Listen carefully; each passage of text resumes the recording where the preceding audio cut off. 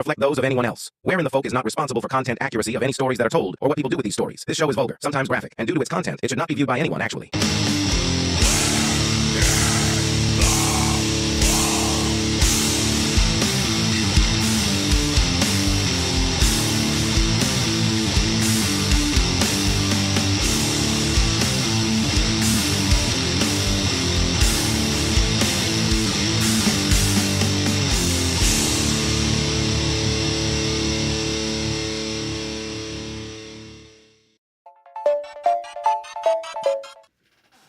Welcome to another episode of Where in the Folk.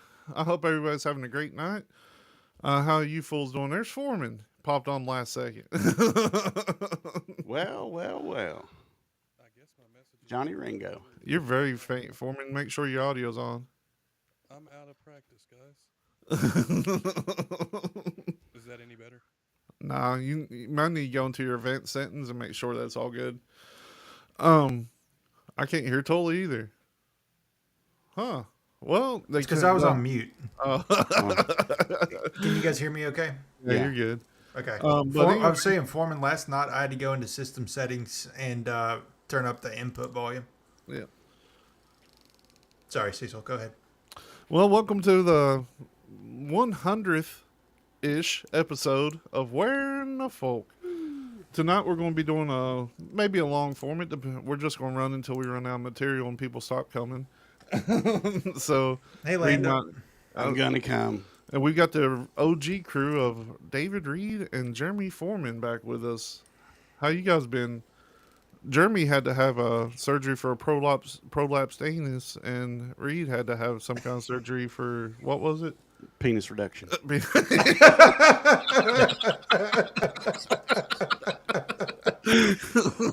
I'm glad you guys finally recovered. But tonight, we're surgeries aside. Still on point, son. Surgeries aside, we're going to be going into weather manipulation. Yeah, Lando said thanks for sharing, Dave. No problem. Inquiring minds want to know. You want to check your volume again for him? How is it now? Still pretty It's low. still low. You're so soft. I'm afraid to jack this It's coming game. up. It's coming up. How's this? Better. That's better. Yeah, I'm afraid to jack it up anymore.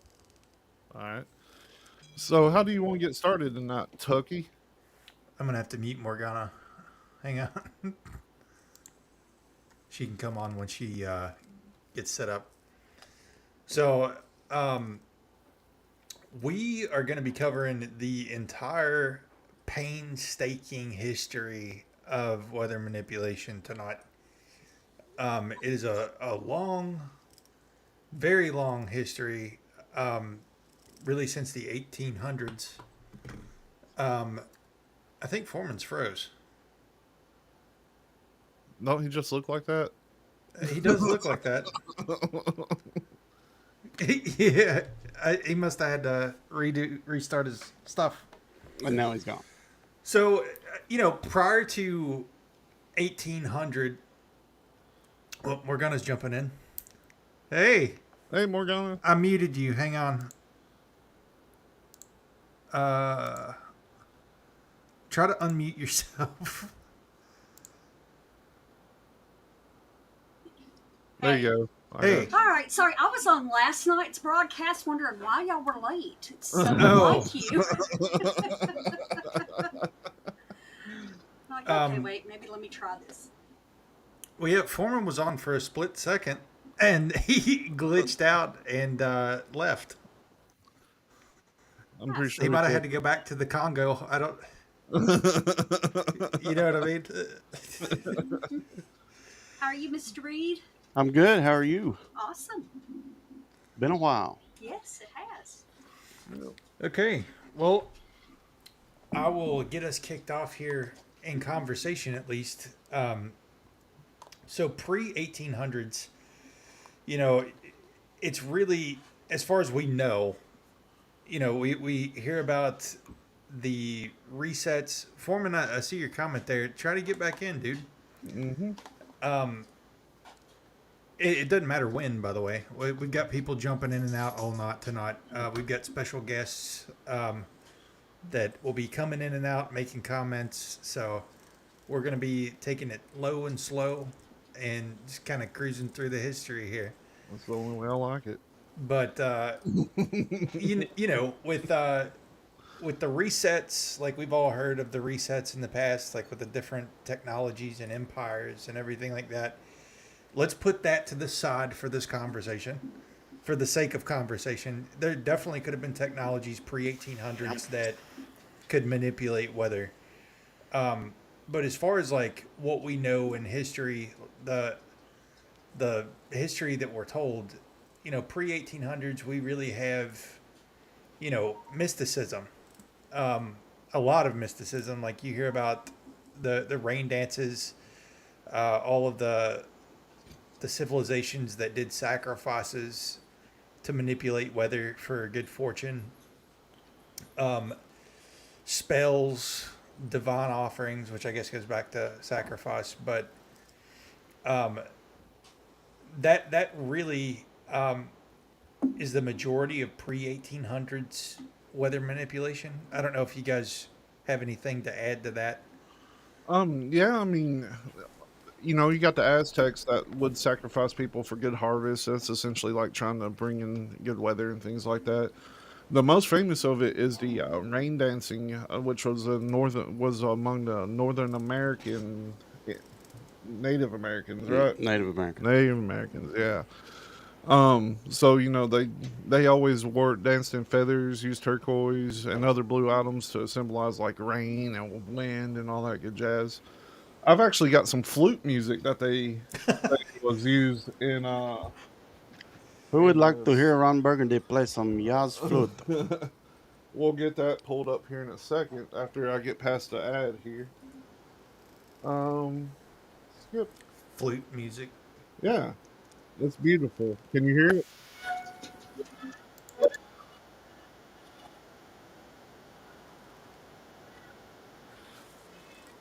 It sounds like rain.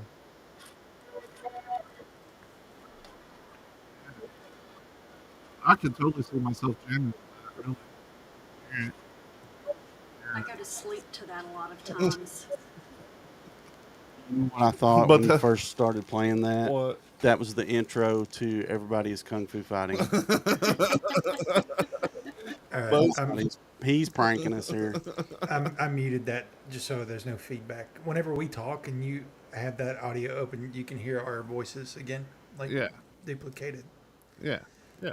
Um, And I've also got some footage of like ritual dances that they used to do. We'll play it without playing any audio. oh yeah, It's actually pretty cool, like to see like things like this. We'll go ahead and spotlight this. This is off the whatever that says. The Haji Lover de Tange. Good try.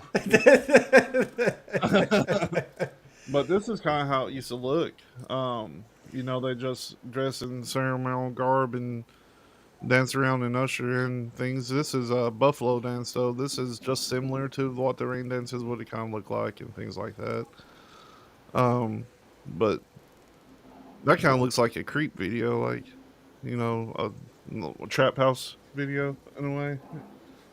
Like, so you can definitely see where modern dance came from that. But yeah, that's That- neat. that is neat. That's from the 1800s right there.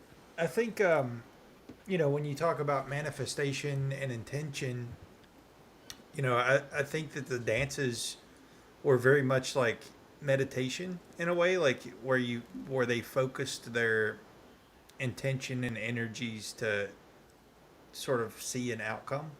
Yeah. And I don't know what I've heard a lot of crazy stories about, you know, rain summoning that native people used to do that you know, people swear that they could call in clouds. Oh yeah. Yeah, for sure. That would be something interesting. I would really love to see that, wouldn't you? Yes, I would. Yeah. This is kind of a little off topic, not weather manipulation, but I'm a water witch. Yeah. Somebody that can You do find... the dowsing rods? Yes, absolutely. That's never- awesome. I've done it multiple times. That's pretty cool. I like to see Have- you do that. I've got some dowsing rods in there. Have you guys seen the lady on TikTok that has the dowsing rods that asks all the crazy questions? No, I've not seen that one. It's actually hilarious. If you just like the next time you're on there, just look up Dowson Rod's predictions, and it'll be every one of her videos. She asks user submitted questions, so it's stuff like, will Kroger's stock go up next month? And they'll either swing out for no or in for yes. It's hilarious. But I mean, the pre 1800 stuff, like and the weather manipulation, antiquity, like I kind of like it's kind of crazy, and I kind of get where they came from on it. But like places that sacrifice people, they would just keep going through them until something happened. yeah. Like What is the movie? Apocalypto. Apocalypto. Yeah. I wonder if they really rolled their heads down the stairs like that. I think that was a thing, yeah. Yeah, it's pretty. I think that was a thing, and also they had in Mexico like all of the cenotes. You know what I'm talking about? They almost look like caves that are big underwater, like it's a big hole in the ground, like a cave, but it's all water, and people dive them down there. There's one of those cenotes that is supposed to be the gateway to the underworld. And I believe it was an Incan culture, and they used to throw people in there, like to pay tribute to the underworld.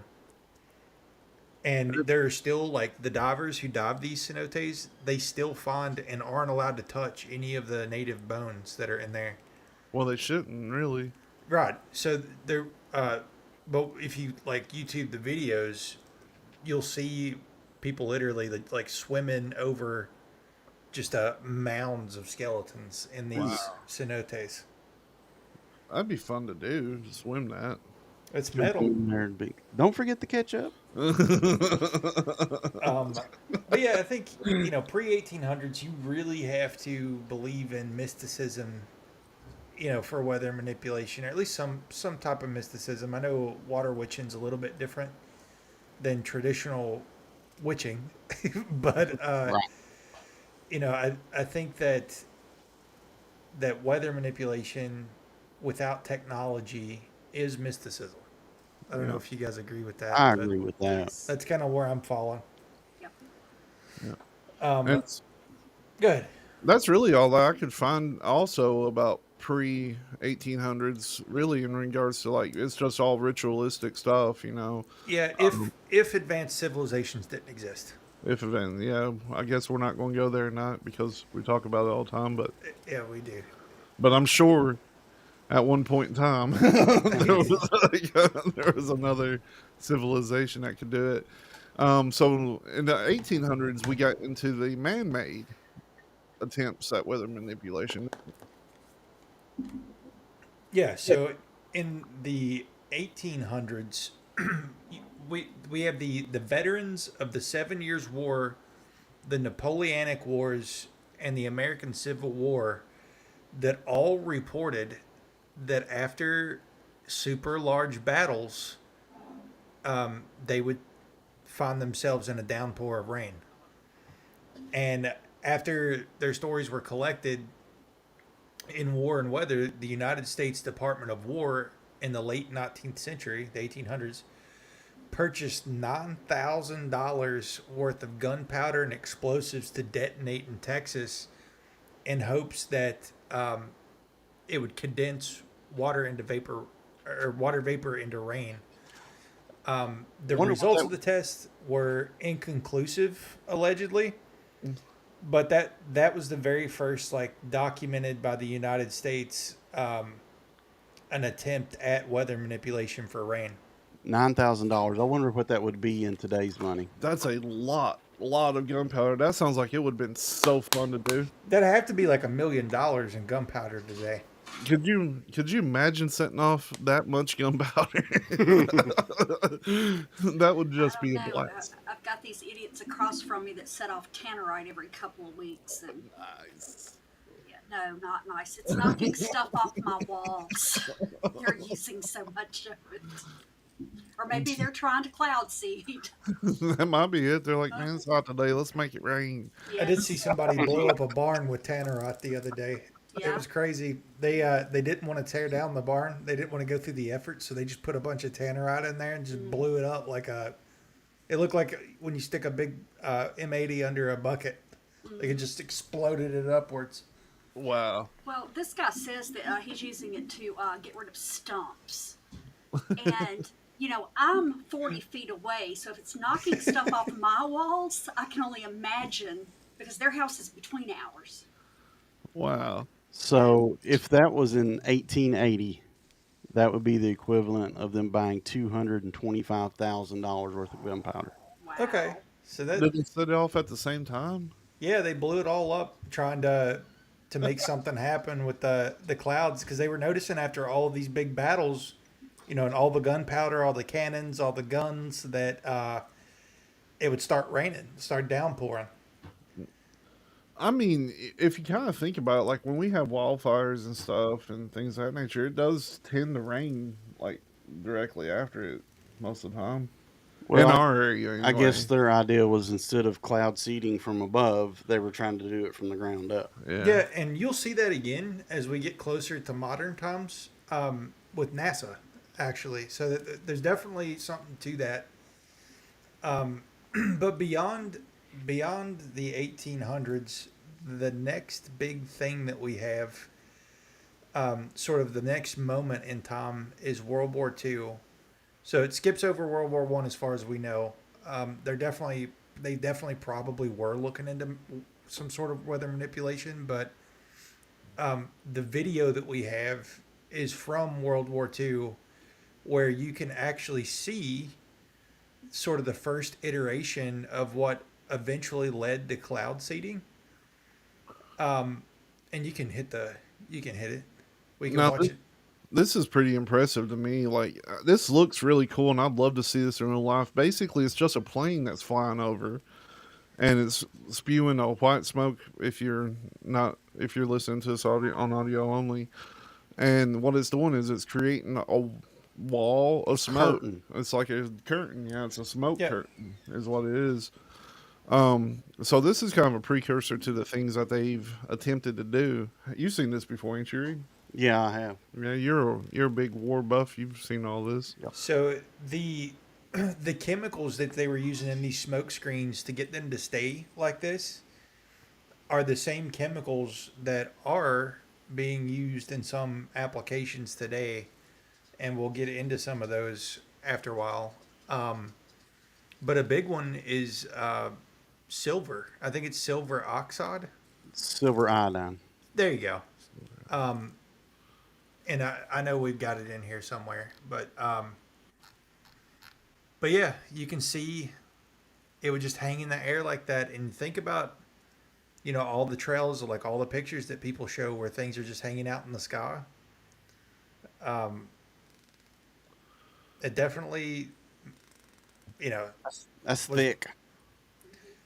was the best. I want to, Can I take down your screen? yeah. I want to point out that it did look an awful lot like the Antarctic coast. Is that, I mean, coincidence? I think not. It did kind of look like that, didn't it? Yeah, it did. Landa said it looks like they sprayed foam. Yeah, it's a thick one. So after World War II, we get into some really sketchy projects. The first one being Project Cirrus. Cirrus is in the clouds. Are you serious? We're serious. Cirrus. We're Cirrus. Yes, but don't call me Shirley.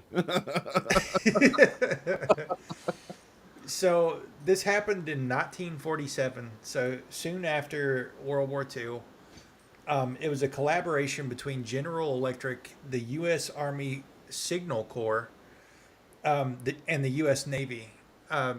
The aim was to study cloud seeding for weather modification. However, it inadvertently led to a lawsuit when a seeded hurricane changed direction and caused damage in Georgia. Now, before I get too much further into this, I do want to say that everything that we're talking about is you can look this stuff up for yourself. Like, don't take our word for it. It's just this we wanted to do this show for a while, and it just so happens we had our 100th episode tonight. 100-ish. 100-ish, yeah, our official 100th episode.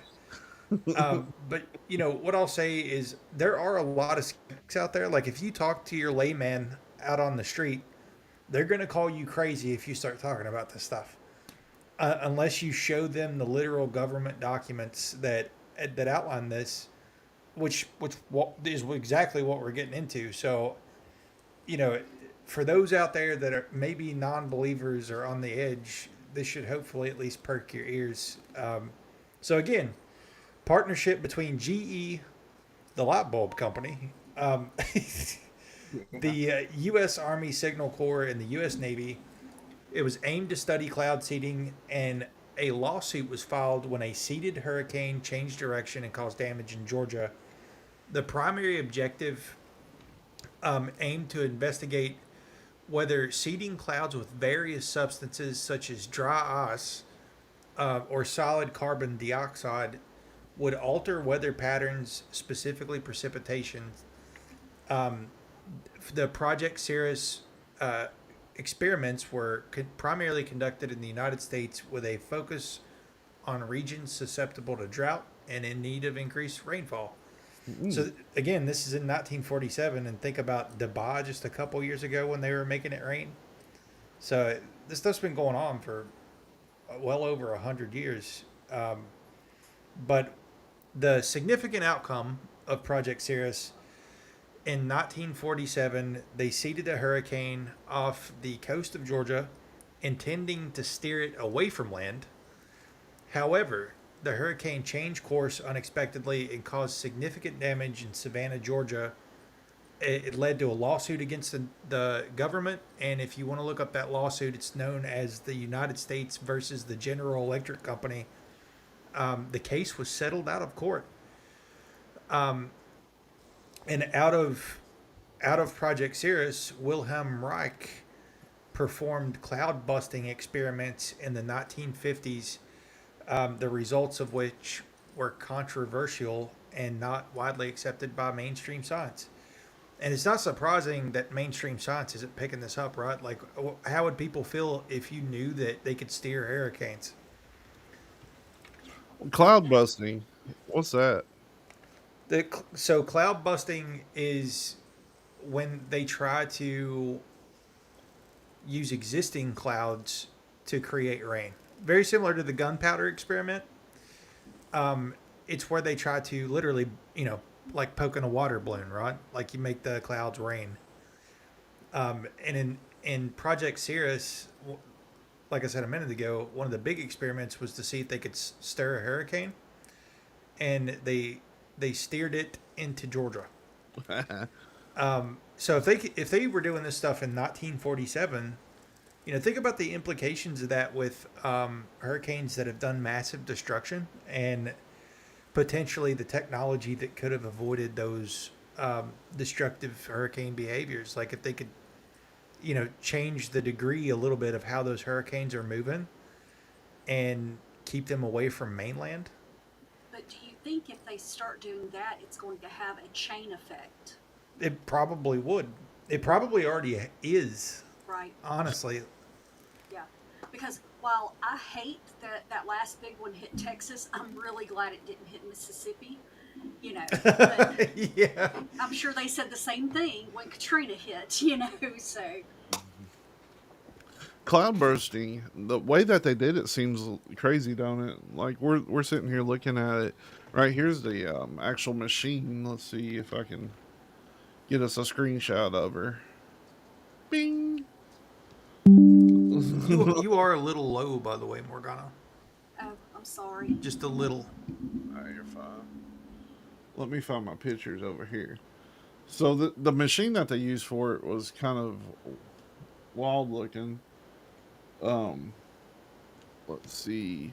It's basically just tubes. Looks like an anti-aircraft gun. Yeah. Look at that right there. So this is what it looks like, and what they did was it was an array of parallel hollow metal tubes which are connected at the rear to a series of flexible metal hoses which are equal or slightly smaller in diameter to the parallel tubes. Alternatively, the rear of the tubes are joined together to a single large diameter pipe and flexible metal hose. To, to the open end of the hoses are placed in water, which Wright believed to be a natural organ absorber, and the pipes can be aimed into the areas of the sky to draw energy to the ground like a lightning rod. Yep. So you'll see a smaller version of this later on. In another one of the videos that we're gonna play. The ones today are a lot smaller. Please do not pull that up, dude. I'm so serious right now. But what do you guys think of that? The nice little machine there, Reed. What do you think? I think that was rudimentary for Rudimentary. the time. I think that was a pipe dream. But a stranger coming up on that, with it just sitting there like that, would think it was a weapon. Oh, Yeah, for sure. You know, It totally looks like an anti-aircraft gun of some type. That's exactly what it looks like.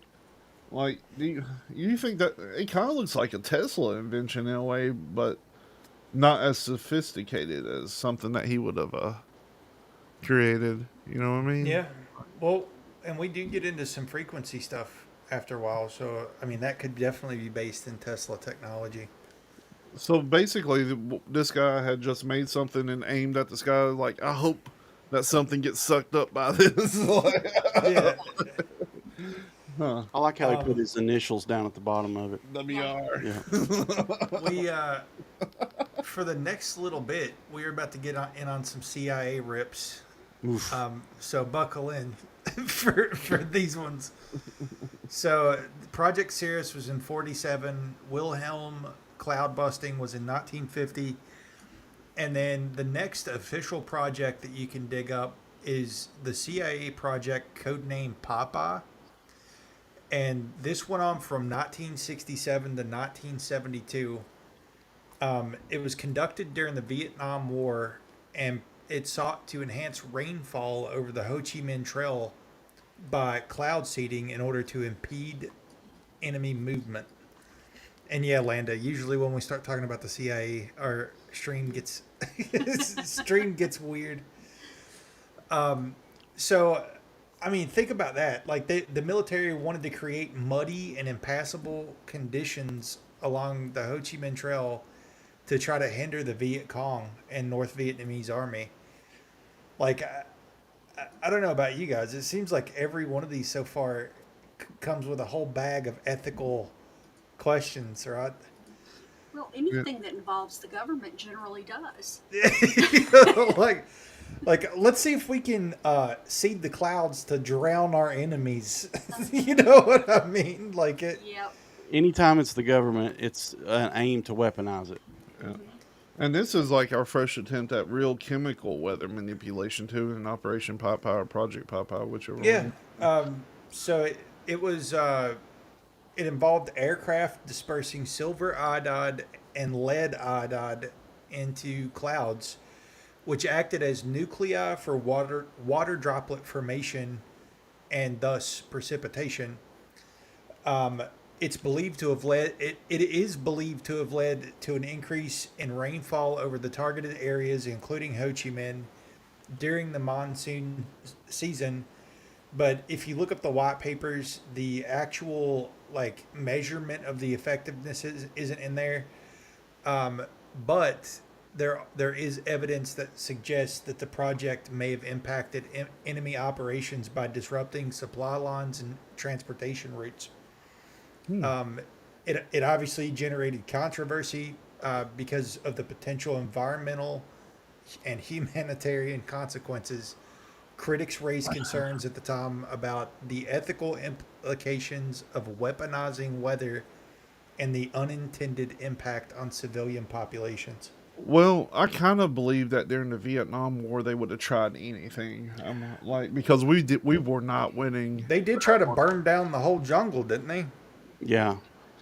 That would be an incredibly hard thing to quantify on results because it's not like you would have a, You'd have to have like a big guy rain standing there gauge. like, I was gonna say, Okay. didn't it like rain almost nonstop over there anyway?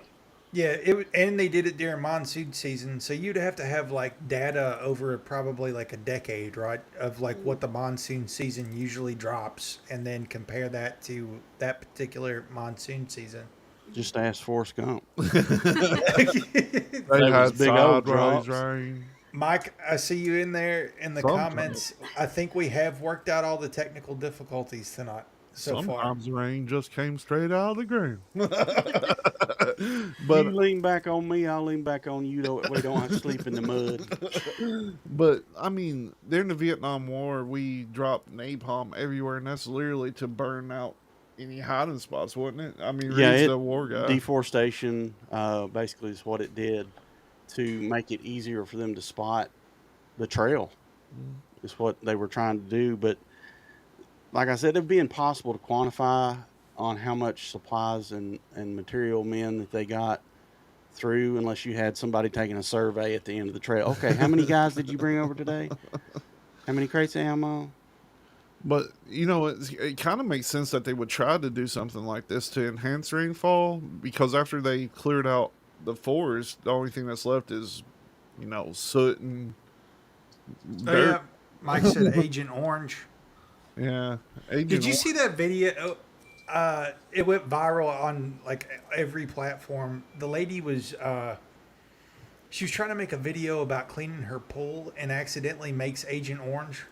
No. Oh wow. She's Yeah, it's really she throws like the final cup of stuff into the pool, and all of a sudden you see the orange gas coming up out of the pool, and she starts choking to death and runs off. Like it was bad. Wow.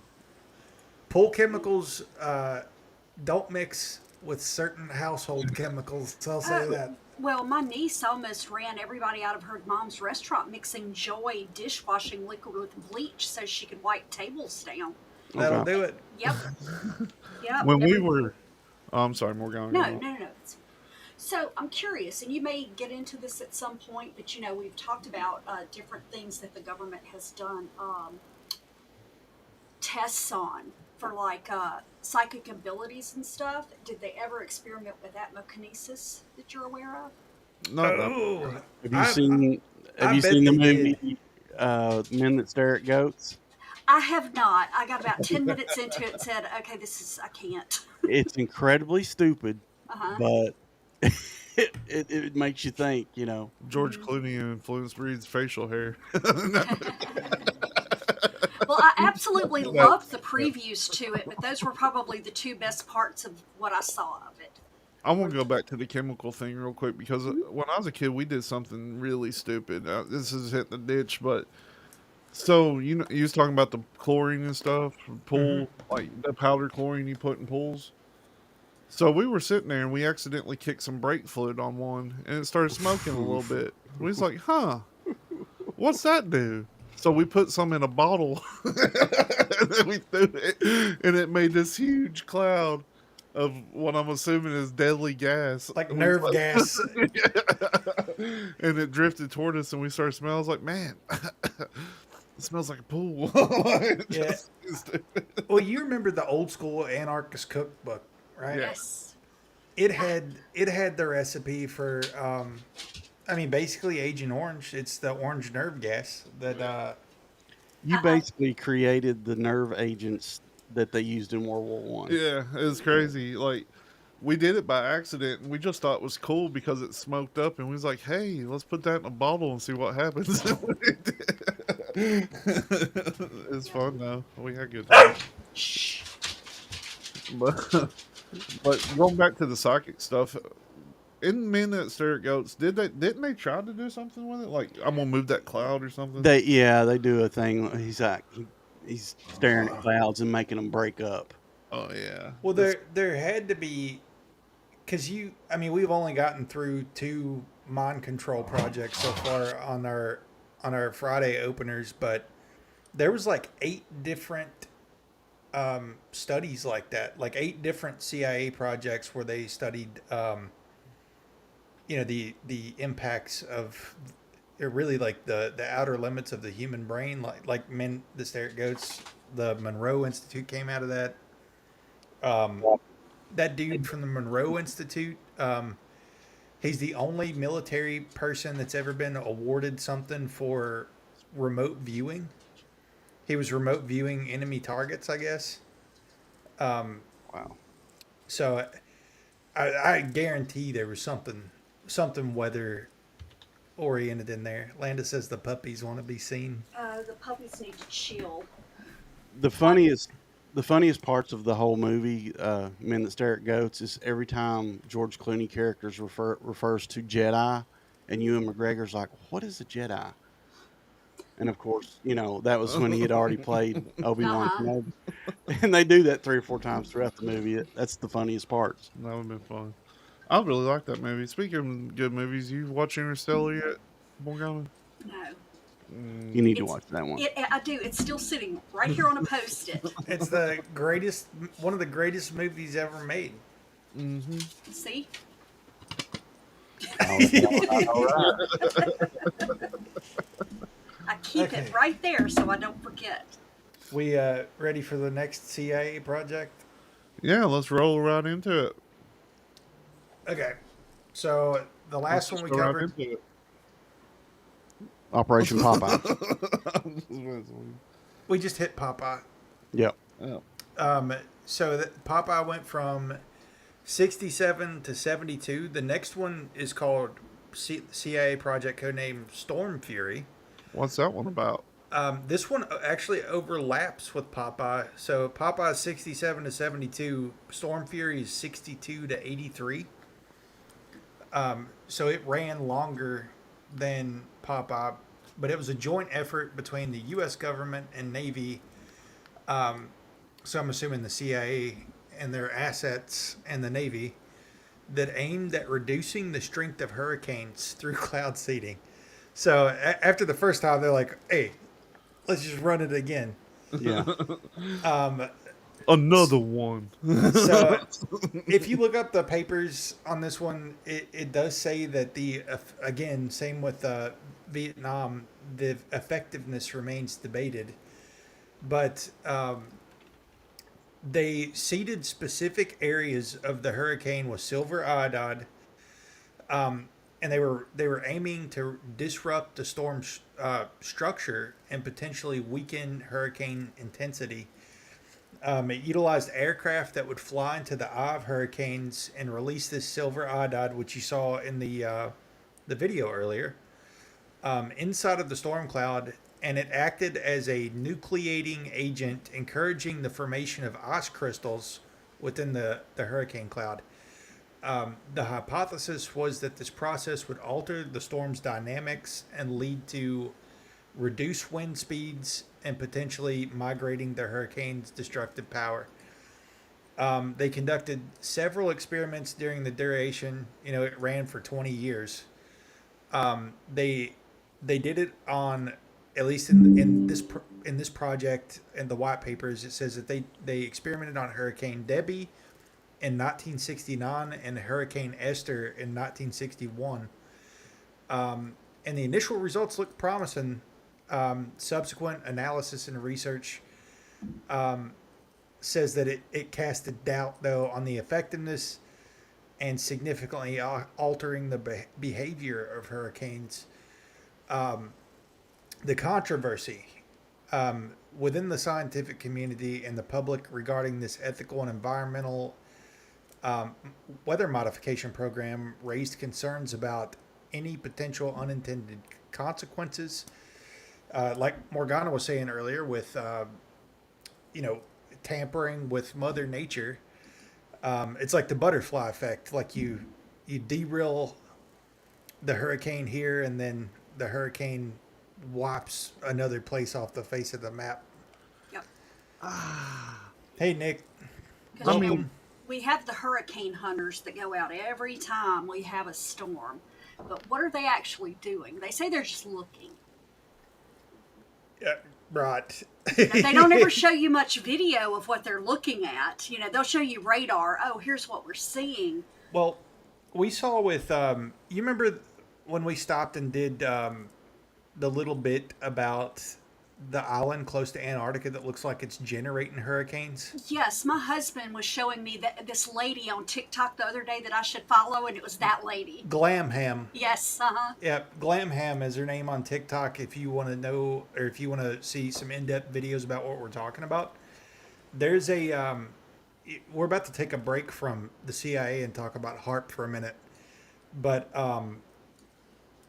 HARP used to have. They say they used to have a facility off.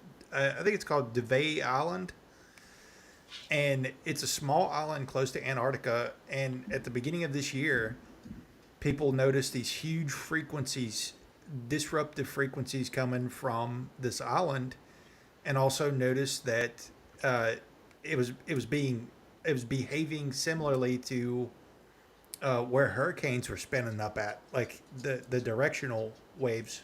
Do So we have videos of that on this list anywhere? no, we already showed them. Oh yeah. We showed them. If you're interested in that though, because that's literally going on now. It's been going on since February. There's a channel on TikTok. If you do TikTok, it's called Glamham Radio, like the handheld radio. It's like I think she does radio reviews and like frequency reviews and stuff. Yeah, that's why he started following her, is because he's working on his ham license. Yeah. You really need it now. So You take me as somebody that would be a ham radio operator. a little Absolutely. I mean, it's not a bad idea. Well, these are pretty cool too. bit. Yeah. What are Be the, my luck. Be my luck. It'd be like that movie with Randy Quaid in it when he's talking Yeah, to someone yeah. from the past. But I'll be talking to like somebody I didn't want to talk to all the time. I don't know who it'd be. Now, like I said, we keep these. It's just a little handheld band thing. So if he's out on the road and we lose phone signal with storms and stuff, we can still communicate. how How far far do does those it- go? I don't know. We haven't done a lot of testing yet. We haven't had them in but a little while. But according to the reviews and everything, I mean, we can talk across the country with them if we hit the right channel. Wow. So you're gonna have to share those, because we were looking at some like a year or two ago, and you couldn't really find any that went over like 60 miles. Right. Yeah. Right. Well, like I said, we've had it a couple of times, like I said, you know, with bad storms and stuff, that you'll randomly just lose all cell power. And sometimes they say they're routing it so that emergency services can get through and everything, but who knows what they're doing. So we just wanted, you know, another option. And like I said, he's working on setting up a ham station. We Same can. reason. We need to get a couple of those and spread them out between everybody. And at nighttime, get on our blankets and tell each other ghost stories. Ooh, I like that. Yeah, we can do that. Could be our version of Discord. We'll just anybody who wants to can buy a walkie-talkie, and we'll just sit and tell ghost stories at night. Sounds good. Fine. Hey, it'll be new. Nobody else is doing it. I want to do that. I used to have a great uncle that did. He was licensed ham operator. He had a big antenna in his backyard. Like Yep. it was like 70 feet high or something Wow. like that. Mm-hmm. That'd be fun. I really want to get into that now. My antenna would be made out of like, I don't know, Tinfoil. tinfoil. Look, he had one in his truck at one time. He would be sitting in the Carolinas talking to our friend out in California. Wow. Crazy. Oh no, I mean, don't get me wrong, he spent a damn fortune on it, but you know, like I said, that's what he wanted. So, you know, he just worked on it a little at a time until he got it to where he wanted it. It piggybacks on antennas, don't it, I guess. Yep. Mm-hmm. Well, they said But- you have to hit the right skip, is what they call it. I don't know what that means. I just know they talked about it a lot. And at certain times of the night, especially when traffic was down, I mean, he could talk to people in South America. You figure with all them satellites up there, you wouldn't even have to have antennas, huh? In space. Do we want to rely on the satellites? We're trying to get around some of that stuff. Satellites will get you. Uh-huh. Yeah. They burn me. Okay, sorry. No, you're fine. We're just kind of cruising. Yeah. I think at the top of the hour, I was telling them at the top of the hour we'll take like a 5-minute breather. I've got a picture I'll put up because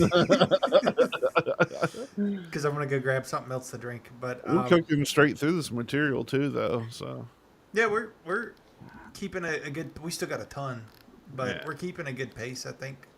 Now, I've not seen what all you've got laid out yet, Yeah. but have you went over the arch in St. Louis? no, No. I don't think we got that listed. What is Well, now that goes into in the middle of World War II. that? Mm. There was a guy, he's got a really odd name. I can't remember what it was, but he was brought into the OSS, which is the precursor of the CIA, to work on weather manipulation. And something he did after the war was build the Arch of St. Louis. And, there's conspiracies that was one of his attempts at weather manipulation after World War II.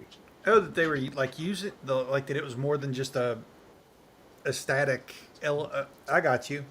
Yep. But Like a static fixture in the city, like that it was actually something to do with like some kind of technology. yeah, Arrow. Is that him? Eero Yeah. Saarinen, whatever his name is. That guy. Saarnen. So, I mean, they're saying that this is the tallest man-made structure in the Western Hemisphere, right? This is what this says. Considered by some. Tallest monument. Tallest monument. So the Gateway Arch, let's see. Click on his name there, and it'll probably take you back to where it says something about him being brought in to the OSS. The OSS. Early life and education career. Let's see. Capabilities, blah, blah, blah, blah, blah, blah, blah, blah. Design many important pieces of furniture.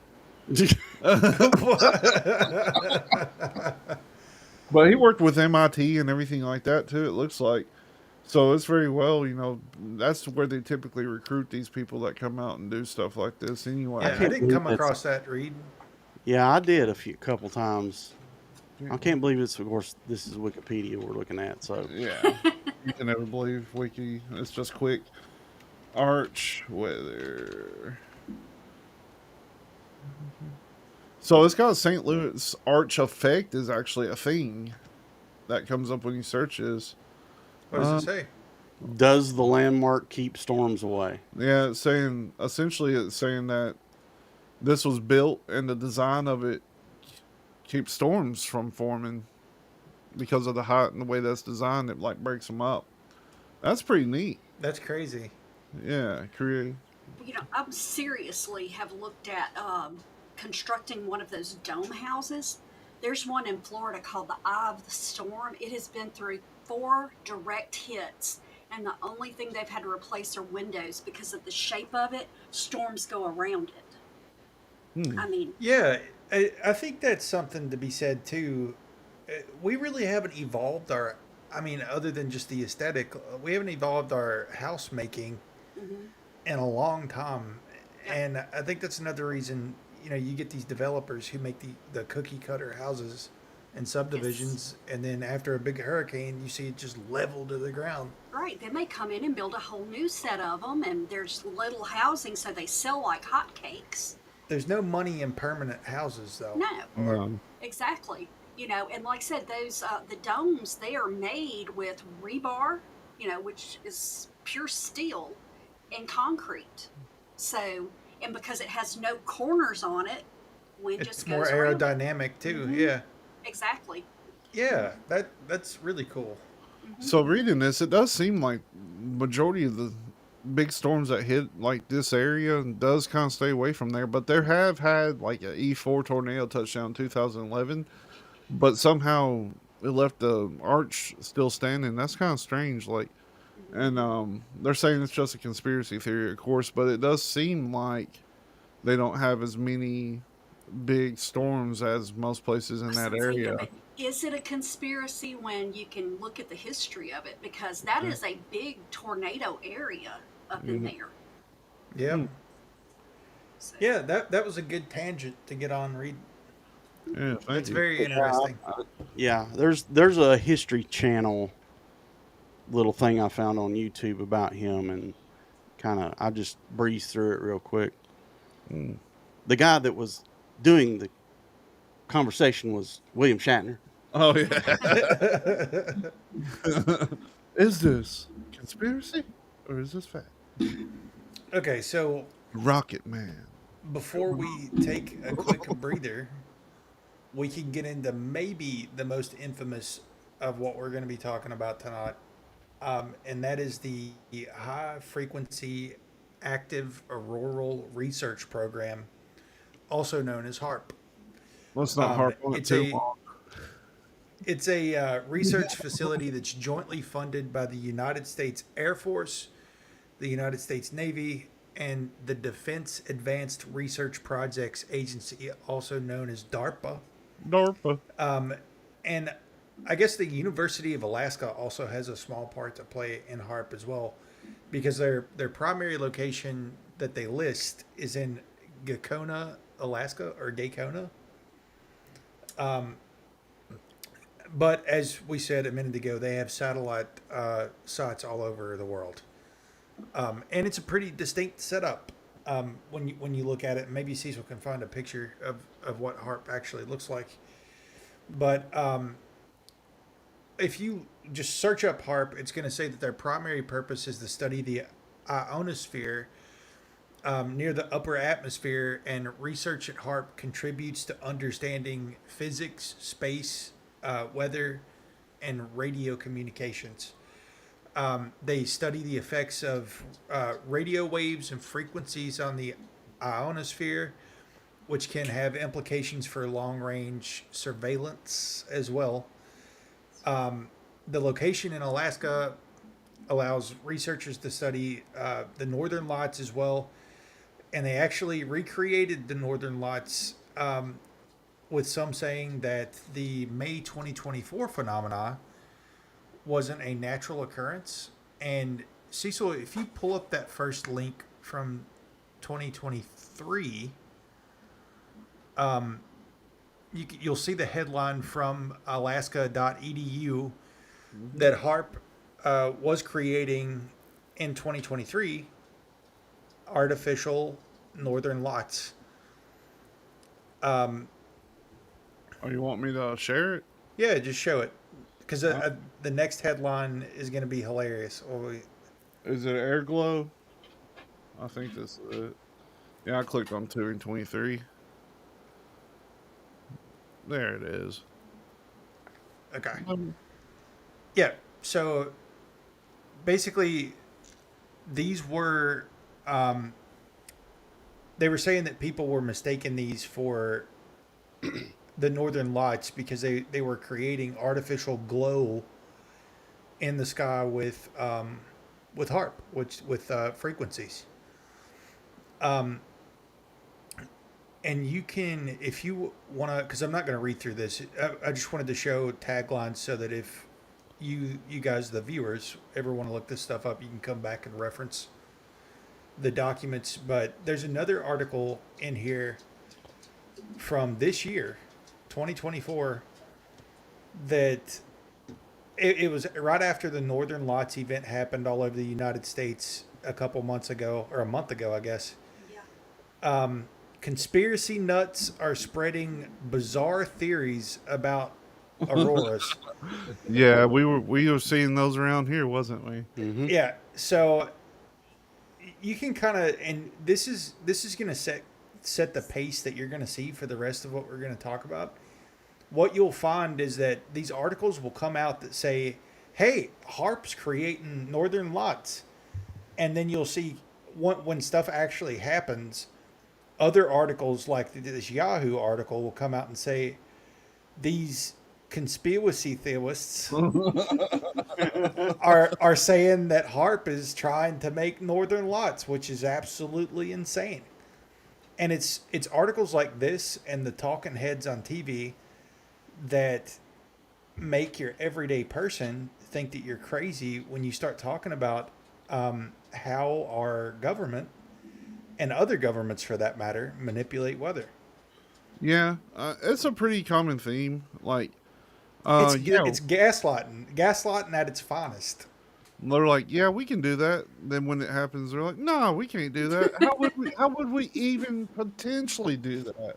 Yeah, how would we even do that? There's no precipice. Like, hey, Steven, what's up? Hey, that's what, Stephen, You came at a perfect time. We're about to take a 5-minute breather.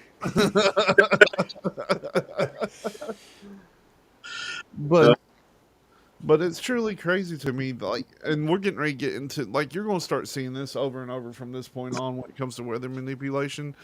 Like, this is where we're getting into the meat of everything that is wrong with the elite, essentially.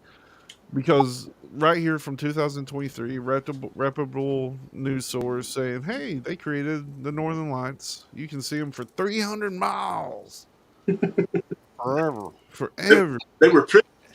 It goes from that to these crazy conspiracy nuts think that they're creating Northern Lights. Yeah. Like you told us that. Like we're not making it up. You know what I Less mean? than a full year later, too. Like, and it's so strange that they go back and forth on it. I got something I got to tell you here when we take our break. All right. I did say, so HARP has been running since, I forgot to say this. They started in 1993 and they continue to run projects, obviously, up to today.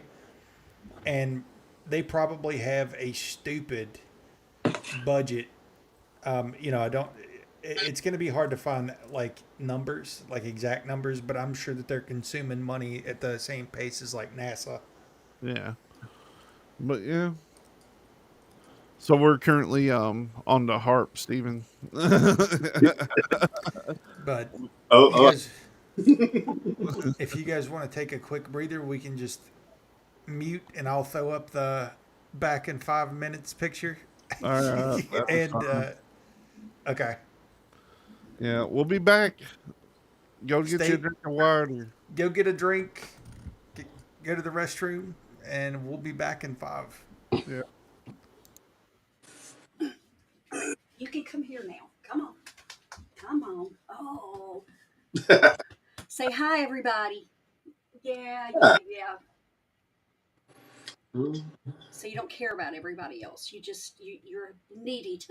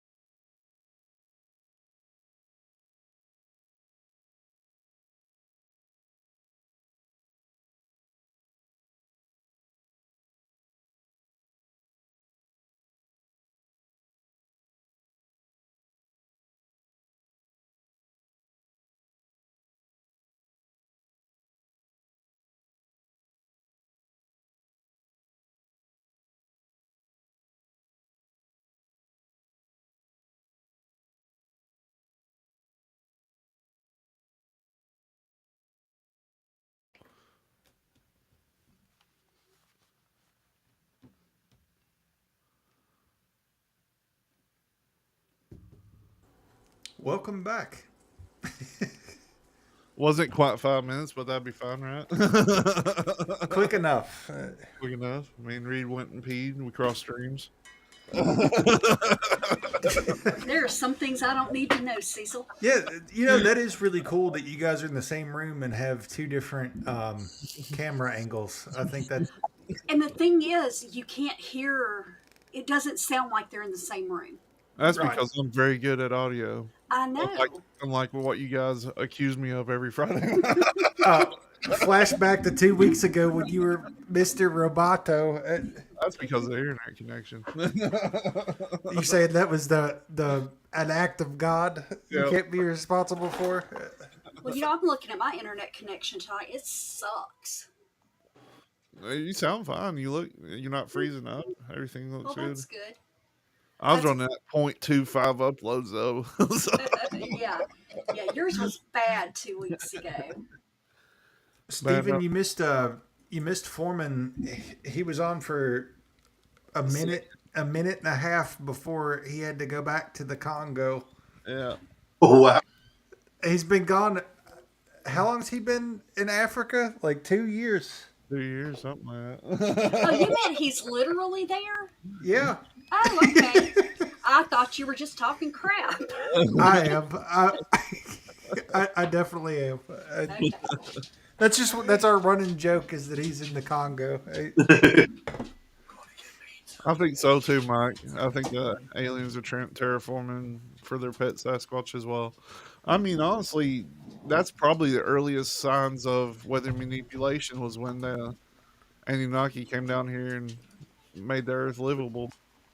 So, Terraformed, yeah, like Prometheus. yep, Weren't we just talking about that last night? we was, yeah. You Yeah, want we- No, Good. I don't. It's a good one. It's a good Maybe I movie. should. You said you haven't seen Prometheus? No. It's great. Mhm. Is it a movie? It's a movie. Yeah, it's like a pre. I haven't seen it either. Let me put it on my list. Yeah, it's like a what is it? A prequel to Alien? Mm-hmm. Huh. Yep. This Um, big buff albino folk comes to a prehistoric Earth and Oh wait, I have Deteriorate. seen that. Yeah. deteriorates into the water supply and terraforms everything. Yes. The So blue guy. Yeah. I guess we can kick off hour number 2 with. I believe that this is the most recent CIA program that we know about. There's probably ones going on right now. When does the NASA weather modification cloud machine fall into everything? That would have been around the same time as this next CIA program, like Groovy. the OG footage that I. Yeah. Let me see. So, the most recent CIA program that we know about that's been partially declassified is Project Nile Blue from 2006. And again, this is going to sound super familiar, but it was created to. It was created in Sudan this time, and its aim was inducing rainfall to help alleviate drought conditions. And details of this project are extremely limited. The objectives are undisclosed when you look it up, but it's speculated that the project was obviously to manipulate weather patterns for various purposes, including not just agricultural enhancement with the droughts, but also military advantages. There's no specifics on the methods they used. There's no end date to this project, so it very well could still be going on or some iteration of it. It's speculated that they're doing it with cloud seeding and not frequencies like HARP. But there's obviously got to be some. If it's a bunch of Spider-Man pointing at each other, and it's all our government, like they have to be crossing streams like Cecil and Dave at some point, and collaborating on joint efforts between frequency and cloud seeding and ground operations. Another big player in this that we haven't talked about to this point that Cecil is about to show our next video on, and we're about to get into a bunch of videos, by the way. But just to kind of put a pin in Nile Blue for a second, obviously there's a ton of conspiracies and skeptics around the project, and it's because there's a lack of detail, unlike the earlier CIA programs. But there's absolutely no transparency from the government on this one. Just leaves us to speculate what they're doing in the sky. Which brings us to one of our biggest tax money consumers in the United States, NASA. Before we move into that, I found some more information on this Project Nile Blue. Apparently, it was started a long time ago too. It started in the '60s and '70s, like the end of the '60s and the '70s when we were in the throes of the Cold War, I guess you could say, right? They actually were trying to also stop rain from hitting Cuba. What? Yeah. No, I didn't find that. Get into that. It was basically an embargo on rain clouds. Like, there's like, Cuba, we're not going to give you any more rain. We're going to stop it. And they were trying to like seed the sky to where just basically no rain would fall in Cuba to eliminate, what are they saying here? It was to eliminate the sugar fields or something. Yeah, like the that? sugar cane fields. Yeah, the sugar crops. Yeah. Well, that's the only way they get fresh water there is from rain. Yeah. So it sounds like they were going out west of Cuba and maybe seeding the clouds before they got to Cuba so it would rain all in the ocean and not hit them. Yeah, exactly. They're saying they were trying to milk the rain clouds. Dude. So that's like the so instead of drowning people in Vietnam, they're starving people in other countries of rain. Yeah. Yes. Yeah, and that was a CIA-funded program too. It is also called Nile Blue, and the efforts allegedly took place. They did attempt to do it to damage the sugar crops in Cuba. Huh? I feel like if they stopped being secretive about it and just came out and was like, let's just use scenario A, like something that we've been dumping a lot of money into. Like, let's just say they wanted to stop what was going on in Ukraine. Like, if they came out and was like, look, we can control the weather, and if you don't stop, we're just going to, like, wipe this place off the face of the planet. You know what I mean? Like, I think that'd probably be pretty convincing. Huh. That's so long. They also say that it was aimed to destabilize weather in the Soviet Union, China, and Cuba at the same time. So that's so wild that we would go to those links. Like, who's the mind behind these things that goes, hey, you know what we could do? Let's take away the rain. Well, China actually today has one of the most intricate weather modification systems on the planet that nobody talks about. They do. They talk about it in China. Yeah. But you can't get to a lot of that because of like they've got their own Google version of Google. I don't know if you've seen or not, but there's constant I guess tensions between India and China along a certain area where they share a border. And one of the biggest reasons that in the video I watched was they were trying to control that area of the Himalayas because it's one of the biggest ice caps of natural fresh water in the world, and they're basically having tensions over that. Crazy. And there's been, like maybe last year there was a firefight between Indian and Chinese soldiers over that disputed area. Wow. Yes. Well, that's wild. Controlling fresh water is getting more and more important. What falls out of the sky? And it, and see, so you don't have to. I didn't send all these to play in a rip like one after the other. I just as they come up in conversation, maybe pull them up. All right. But the first thing that we're going to show you, like getting in, really digging into this second part, is NASA's. I believe this is NASA's cloud generator that we're about to watch a video of. And this is one of the OG videos on weather manipulation where, you know, it's like a professionally like news organization that's filming this. And there's a reporter, you know, talking about cloud generation and how clouds are made in this way from the ground. And when that's ready, Cecil can let her rip. I was trying to see who the video is to give him credit. It's Booze10R31 has posted the video, but it's also a old school video too. So Yeah, this is a really old video, but Yeah. it'll show you like this is this was, I don't know, either the 90s or early 2000s probably. probably the early 90s.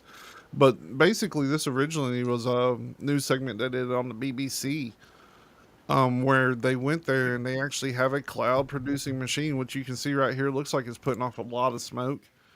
But watch what happens to it after this happens. Instead of dissipating, it's kind of crazy. You've seen this one before, I think. Yeah, so this is probably probably the same thing we saw in the smoke screen, like the same silver iodide or lead iodide that creates a lingering effect. Yeah, that was back before they knew the bad effects of lead, right?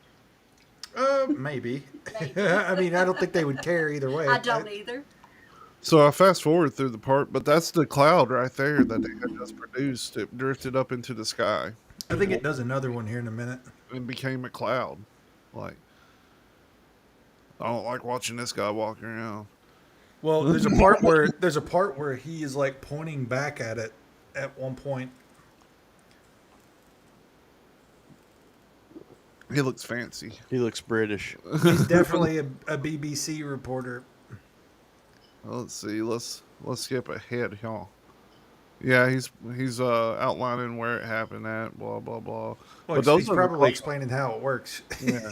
But Right here's the clouds that it produced, and I mean those look like beautiful, fluffy clouds. yeah, there it goes again. Yeah, firing back up. And there he is next to it now. Yeah. Apparently, it's loud. Yeah, he said even with those on, like the earmuffs, that it was still like deafening. It's just like anything else that you first create. It's going to be loud. Well, you've got to have thunder where you're going to have clouds. Yeah. And these are the big puffy clouds. Right there there. it is. Yeah. Isn't that insane? It is. And you know what? You can show people this and they still won't believe it. No. The videos that I used to watch, you could actually watch it drift. I guess it was the full segment of it. We've got more though. And it's raining now. Oh yeah. But you know, it's all conspiracy. We can't do that. Yeah. It's all these crazy conspiracy theorists. Yeah. But isn't that so insane? Well, it's only a conspiracy until it's proven. Exactly. Right. You know. And I guess that brings us to. I'll get into. I really started looking in like 2021, 2022, 2023, this year, the future. But in 2021, I was looking up articles recently, in the relatively recent past anyway, that that talk about efforts to manipulate the weather. And these are ones that, you know, usually if you find the article, they're later on, like when something bad happens, you'll find a counter article that says, oh, that's just a conspiracy theory. Like these crazy crackheads out here making up stuff. But So in 2021, there was an article that came out that said 8 states are seeding clouds to overcome drought. And it starts out and says the mountaintops rumble to life unnaturally each year as snow clouds darken across the western sky. Open flames burst from the throats of metal chimneys mounted on towers, squatted in the peaks of the mountains with a low hiss. Puffs of particles belch from the mouth into the air where the wind catches them and whisks them away. These aren't ordinary particles, but tiny bits of crushed up silver iodide, a crystal-like photosensitive substance once used in photography. But it's not used to take pictures out in the mountains. It's actually meant to make snow. And 8 states were doing this in 2021. That was an article that came out the same year, which we obviously know how this turned out. One of the most famous weather manipulation articles. It's so hot in Dubai that the government is artificially creating rainstorms. In the desert. In the desert. So it says, with the temperature in Dubai regularly surpassing 115 degrees Fahrenheit, the government's decided to take control. Scientists in the United Arab Emirates are making it rain artificially using electrical charges from drones to manipulate the weather and force rainfall across the desert nation.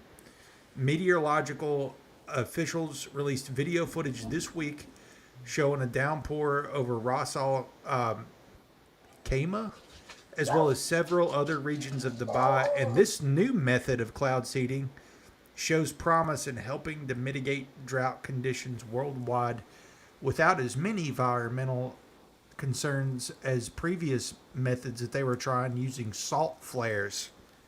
Salt flare. And just a few months ago, they about flooded themselves out. So flash forward to 2023. A deluge of social media posts are claiming that Dubai's recent deadly storms were the result of cloud seeding. This is false.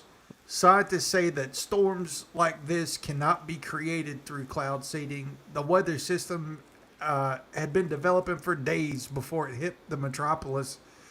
And they said that on April 16th, the heaviest rain ever recorded in the desert, mind you,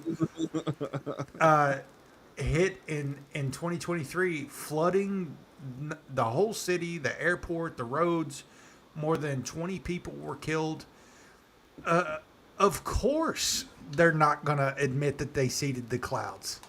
Well, They- my favorite thing about that is they didn't mention that they were in fact seeing the clouds for 4 days before that. Yeah. But my thing is, you chose to build this huge, magnificent, expensive city in the desert. I mean, I still don't understand how Dubai really took effect. I guess it was from the oil profits or something. It's the UAE, dude. Yeah. The United Arab Emirates. Like, they got all the money. yeah, more money than God. But, you know, if they're going to do weather manipulation, why not do it out in California before wildfire season starts? Yeah, that's a good question. There, That's because they could get the land for cheaper for the Pacific Railroad that they're trying to yeah, that's, Kind of like Hawaii, huh? there's a lot, going back into ethical implications. You know, they have to come out with these articles after something happens and be like, this is all just a conspiracy. Nobody's seeding clouds. But have And- you ever noticed when they do that and they come out with that new news story, the people that you can find talking about the original stuff are the biggest damn nuts under the sun. Yes. You know, they're the people with no teeth and bras. You know, They out go in the to they go yard. to Skid Row to find Yes. somebody to talk about Yes. cloud seeding. Yep. I Every agree, time. and that may be the biggest example to date of our governments taking us to the gaslight grill. Reed pulled up an interesting video from our current leader of the United States from when those tornadoes hit Kentucky. What did he say? He said, I know we can't control the weather yet, Yet. but and then he goes on, Yeah. but yeah, But they can though. Yeah. I mean, that's just the thing. Why would he even say? Why would he even bring it up? We why can't would he control the even throw? weather. Why would Yeah. he throw yet in there? Why didn't you just say we Come can't on, control man. the weather, but we control our response? Yeah, come on, man. Come on, man.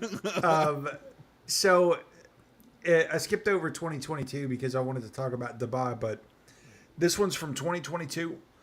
Scientists have advanced cloud seeding capabilities with, drumroll, nanotechnology. Woo. So a decades old idea. Really, it was like a I see Hold on one Stephen, century second. old idea. One I see second. Stephen busting at the seams to say something too. Yeah. Now I don't know how to stop it. So So, a decades, really, it was a century old idea with today's innovation might be the answer to help drought stricken countries and fight climate change. This is honestly like this whole timeline that we're talking about tonight is why I try not to obviously believe in climate change, but when your governments are coming out and saying that they can change the climate, there's a big problem there with money implications. Mm-hmm. When they want to say, okay, let's spend $5 trillion to fight climate change, when they can literally manipulate the weather. Well, There's it's a the big same as- problem. Yes, it's the same as everything else. There's no profit in fixing the climate. There's profit in, oh, we're going to do this, this, this, and this, to drag it out. Well, and they had to change it from, what was it? It was global cooling first, and then it was global warming in the 90s, and now it changes. Right. And the thing is, I firmly believe, that we go through cycles of hot and cold on this planet, Yes. but I also know that we have an effect on it. Oh yeah. But, like I said, I agree that there's a lot more that they could do about it. Well, yeah, But- I'm sure pumping tons of metal into the sky is Right. not and like I said, helping anything. When they're sneaking around doing it, then there's no way you can trust the outcome. Exactly. Whereas if they were being honest about it and they would say, okay, we're going to try this, if you live in this area, it's going to affect you, and here are the ramifications. This is what happened. But like I said, they're being sneaky about it, so who knows what it'll actually do? Who knows what good weather is going on that they're causing as opposed to just the bad stuff? Yes. Yep. Stephen's trying to talk, but he's not got audio. Is he still muted? He is muted. I can get you, Stephen. Hang on. I got you. There we go. Say, Okay. There he is. Yeah. yeah, I'm go ahead. wondering why he's being so quiet. Okay. With this right here, ironic ways, I think they're actually being honest, and they're saying that man-made climate change, and this is why, because they're causing the climate to. That's a good point. That's a good point. So this one, they're saying, so this article is hilarious. It starts out with, the cloud seeding materials used today have been around for many, many decades. The information and techniques are out of date, and their effectiveness is not really well understood. Through the advancement in nanotechnology and nanoscience, we are working to design and engineer cloud seeding materials with optimal properties to ensure water vapor condensation will occur effectively and maximize the amount of rainfall achieved.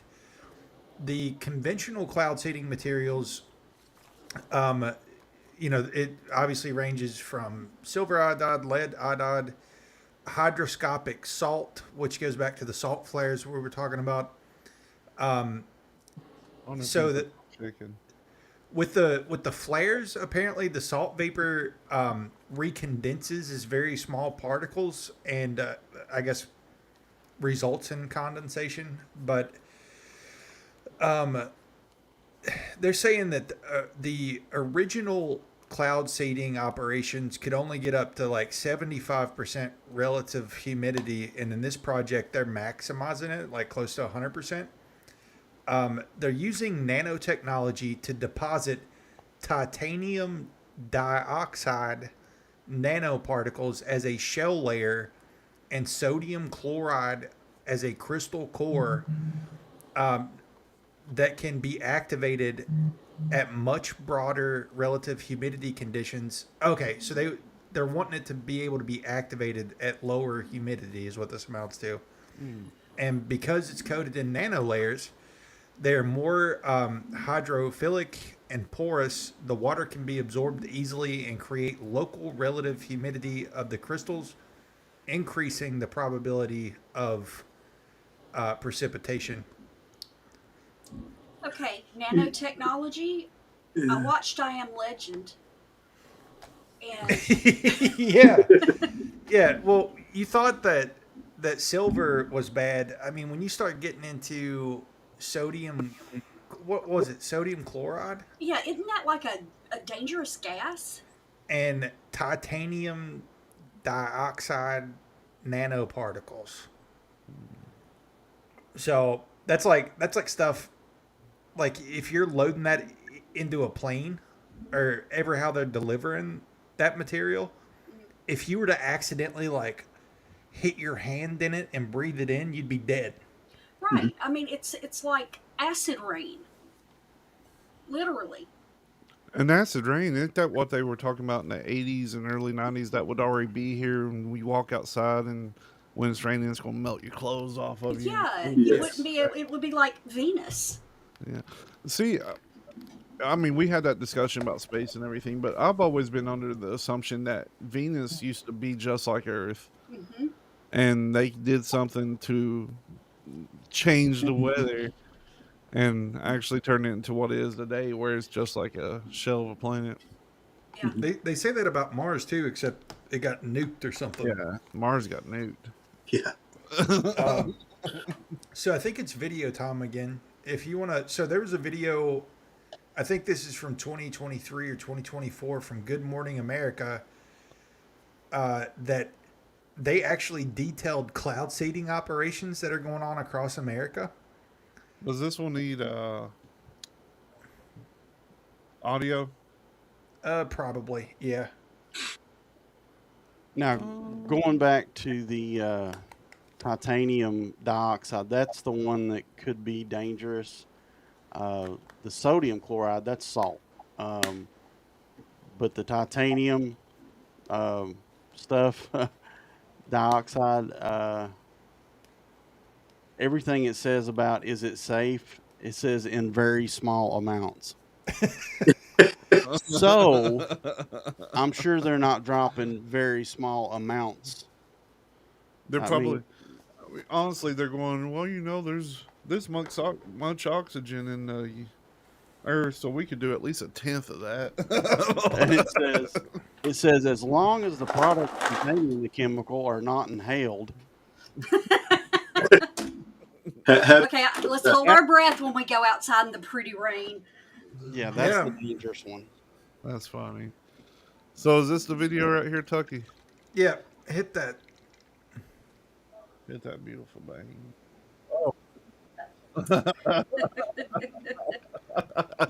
What's going on here? Okay, with no sound, that looked really bad. Yes. Hello, Eminem. Shout out to M&M's. Woo. So this video, it's hilarious. This was a Good Morning America. Again, you can show people this. They still won't believe it. Let's take a watch. Not getting any audio. Did you say no audio? Try it now. Nature, a much needed boost. ABC Chief Meteorologist Ginger Z has Can you more turn on it up a that. little? Take a look. Turn it up a little. Yeah, turn it up a little. The Colorado River, called the hardest working river in the United States, is in danger. This is due to two causes: reductions in precipitation and increased air temperatures. The river provides hydropower to 7 states, irrigation to more than 5 million acres of farmland, drinking water to 40 million Americans. And of course, the breathtaking whitewater rapids running through the Grand Canyon. All of it threatened by more than 2 decades in a megadrought. We can't just flip a switch like Colonel Joe Moore in Mad Max Fury Road. But we do have a superpower. Straight out of science fiction's X-Men: The Last Stand. It's called weather modification, or cloud seeding. We can't create the cloud. There has to be an existing storm system. We just give it a bump. Yeah. Garrett Kamens heads up one of the largest cloud seeding companies in the U.S. Has the desperation in the mega drought made the interest in cloud seeding skyrocket? Oh, definitely. There are currently 42 cloud seeding projects across the American West, like this one in Utah, where they take planes like this with flares attached. They fly right into the storm and send microscopic particles into the cloud. Particles that act like magnets for water droplets, bonding together until they are heavy enough to fall to the ground as rain or snow. At the University of Colorado, researchers are working on artificial intelligence to deploy cloud seeding drones. And it's not just cloud seeding from the sky. There are hundreds of those things. That shack you see in the foreground is a ground-based cloud seeder. The little flame coming out is sending tiny silver iodide particles up into the sky. When a storm comes through, they go up to 2,000 feet above our head, into the storm, up those mountains, and make more snow than it naturally would. While cloud seeding has been helping get every last drop out of some of the driest years on record, this past winter, Mother Nature came through. The Southern Rockies, which feed the Colorado River, got more than 4 times their average snow. But experts say it's still not enough. As much as cloud seeding is a boost or a help, it's not a solution. The main solution is Conservation. Cloud seeding is most successful in wet years, so this was a huge winter for them. They actually stopped early because Mother Nature was giving up so much. Now, studies have shown that the environmental impacts from the silver iodide, on the current scale, there are no impacts to snow or rain, also downstream, so it doesn't impact. Okay, you can cut it there. Weather. They do anticipate at least. So, my favorite thing about that, and we're sitting here talking about it on camera, we can't create the cloud. We watched them create the cloud. so that's a really good point. A really good point for me to drop off into silver iodide toxicity. So you just heard her say on national television that silver iodide is safe. So it is a chemical compound composed of silver and iodine that has been used for, I mean, you heard earlier, originally it was used in photography. It's now used as an agricultural pesticide and in cloud seeding. It has been linked to numerous health risks, including toxicity, reproductive disorders, developmental effects, and cancer. Symptoms include coughing, wheezing, and difficulty breathing. Anybody with allergies, right? Mm-hmm. It is extremely toxic and can cause severe burns if it comes into contact with the skin. Inhaling silver iodine can also be fatal. Prolonged exposure to silver iodide can cause argyria, a condition where silver deposits into the tissue and causes them to turn blue or gray. Oh yeah, the blue people. Right. The blue people of Kentucky. Wow. So you just heard her say, like, these people, I think they're being handed these articles and like teleprompters, and they just read it. Exactly. Like they have no idea what they're saying. Mm-hmm. And it almost feels like the pilots even don't understand what they're spraying. Like they don't really understand the implications. They're just like, oh, we're battling climate change with. I just fly the plane. Yeah, exactly. I'm just here flying a plane, dude. Like we've all seen it in the sky, right? Like, I know that there's some videos in here of some really, really bad trails in the sky. I think it's below the NASA video, so if you want to queue one or two of those up. Steven had one a few minutes ago that had an arrow pointing. Yeah, Steven has sent me some of the worst pictures I've ever seen of the trails where they're dropping this stuff, and it literally looks like lines, like just tons and tons and tons of lines across the sky. And then you'll notice a day or two after that happens, you've got storms and tornadoes and bad weather. I mean, my favorite thing about whenever they talk about this stuff is when they're like, so it just so turns out Mother Nature kicked in this year and got 4 times as much as they would. Yeah. Thank you, Mother Nature. Thank you, Mother Nature. It had nothing to do with them dumping metal in the sky. Right. But my favorite takeaway from that was literally when they said, we can't create clouds, but we can definitely, like, we just watch you do it. Like, we have receipts. We do have receipts. That was a conspiracy theory, Tully. Yeah. That's why I get so tired of these gaslighting articles about this stuff being fake when they're literally they're telling us every year that they're doing this stuff for the last 100 years. Well, I mean, look how long they denied anything about aliens, and then 2 years ago, all of a sudden, yeah, they're real. Oh yeah, just casually, there's aliens like not your cat's flying a UFO. Yes. They'll change their mind in another few years. What is the first thing you were ever told about what causes the chemtrails in the sky? Condensation. Contrails. I was taught, they're dumping excess fuel. What? They're dumping excess fuel on us. That's your excuse? Like that's better? If you remember, like in the 90s, like contrails go away. Like they go away a minute or two after. Like the skies used to be blue, like more than not, right? And now it seems like blue skies are a rarity. And on clear blue days, you'll see what Cecil is about to show. Yep.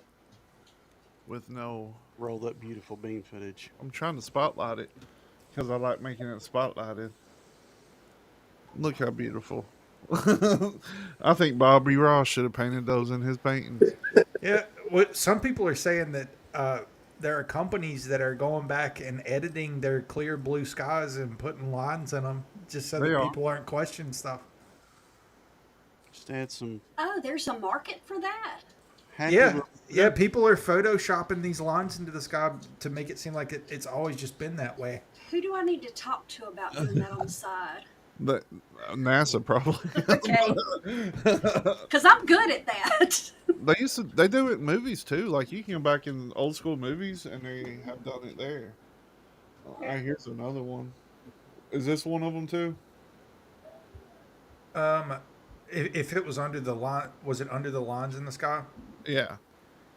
Yeah. So check that out. Everybody's seen those clouds, right? Yeah. Wow. That's from the horse's mouth. Like that.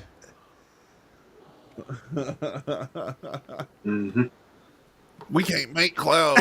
Yeah. Although we can't make clouds, we're making clouds. We grew up with a chemical plant right outside of town that did that. Not saying that's aliens. Yeah, just to be clear, we can't make clouds. Here's a video of us making clouds. NASA. It's NASA. Never a straight answer. Never a straight answer. That's great. So, we something we've talked about on the show before, in just sort of a joking fashion, is who is the biggest buyer of glitter in the world, and why is it such a secret? Yeah, that you've never explained that to me. Strip clubs. No. That's what I said. You would be wrong. The biggest buyer of glitter is actually the DoD. Yeah. And I think because they have really high-end strippers. They have very high-end strippers. They haven't hired me yet. It's what's referred to in the military world as chafe. And I believe that I had a little video included in there just as like a consolation to weather modification. Yeah. Do we want to play this one with audio? Yeah, I think so. chafing though. That's something I started wearing different underwear because of that. I knew you were going. And he's the reason why talcum powder has went up in price so much. Orchard industry, even backyard gardeners should take care of their plants. You can see scattered showers still showing up on the Pacific Northwest radar throughout the region. The heaviest, of course, well to our north. Here in southern Oregon and northern California, we've got a bit of an unusual situation. Now, this first portion of the radar cycle, fairly bland and typical, but then you see these bands of very distinct cloud cover moving into the region. That is not rain, that is not snow, believe it or not. Military aircraft flying through the region, dropping chaff. Small bits of aluminum, sometimes it's made of plastic, or even metallicized paper products, but it's used as an anti-radar issue, and obviously they're up there practicing. Now, they won't confirm that, but I was in the Marine Corps for many years, and I'll tell you right now, that's what it is. 50 in Medford right now, 48. I wonder if he disappeared soon after that.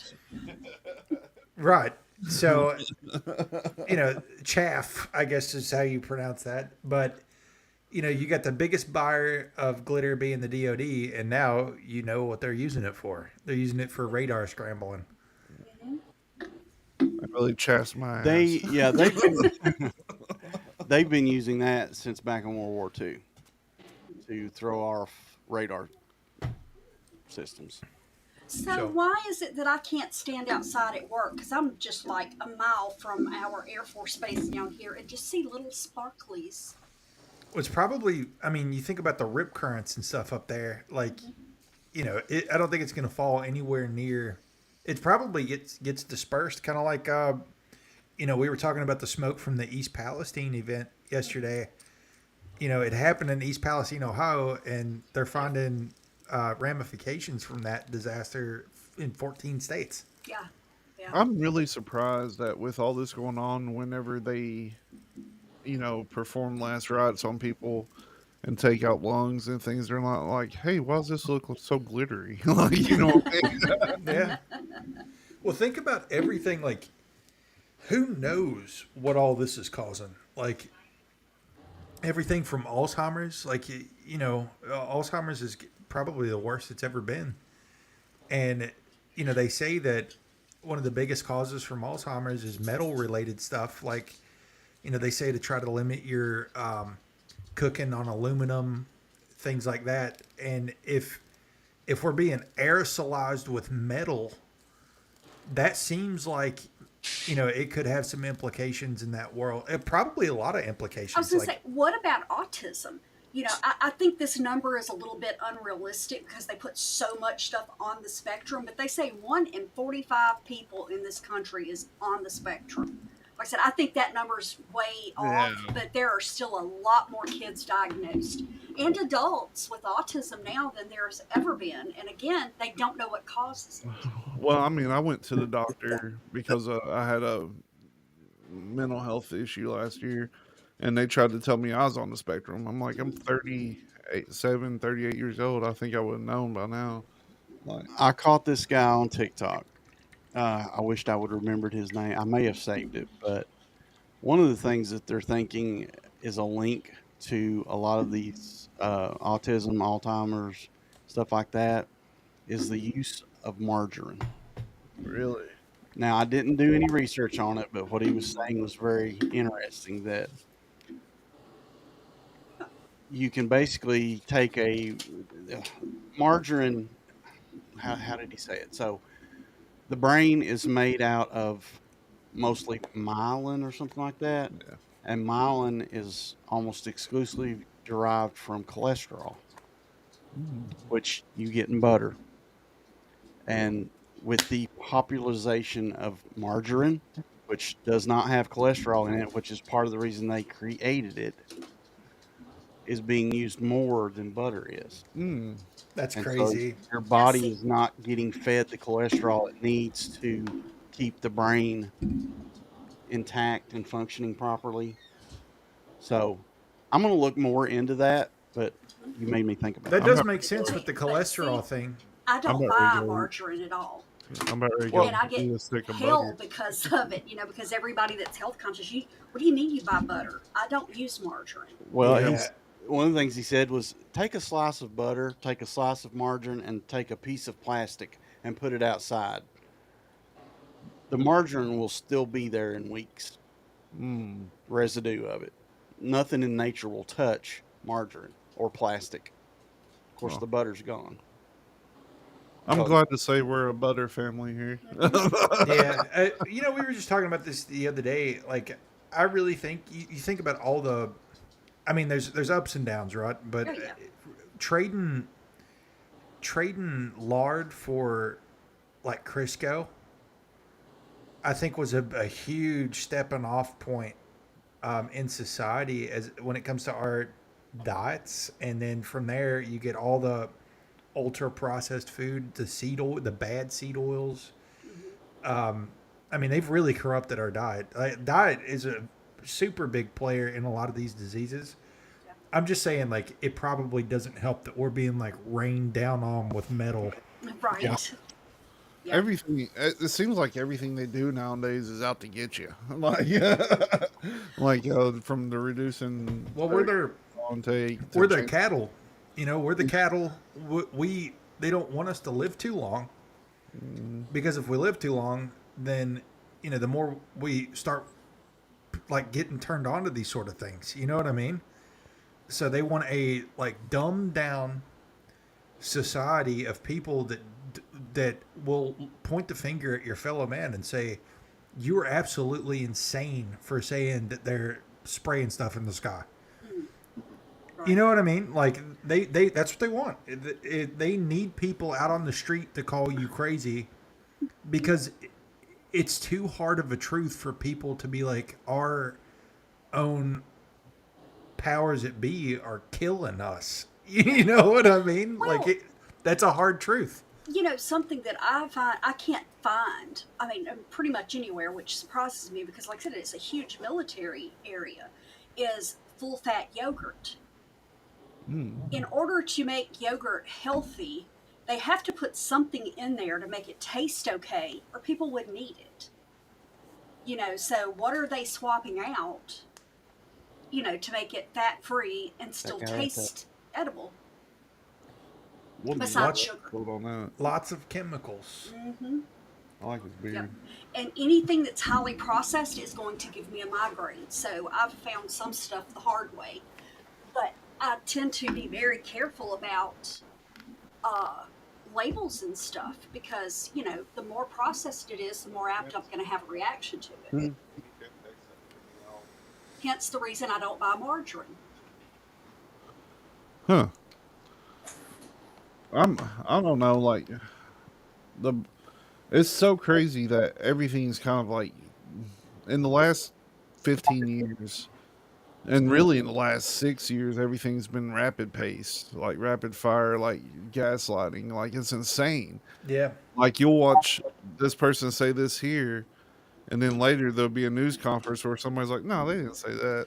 It's because I think it's because confidence in the regular talking people, like the talking heads and your morning news articles, confidence in that stuff is at an all-time low. Yeah.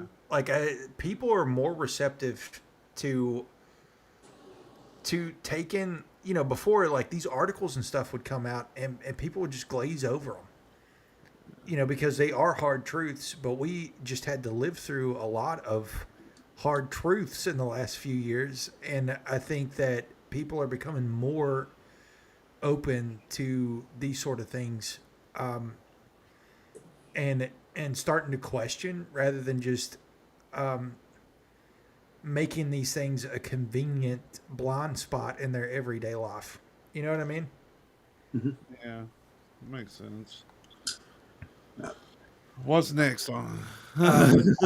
Next, we are. Sorry about that tangent there. Oh, you're good. We need them. We are getting into the sun. The blue sun?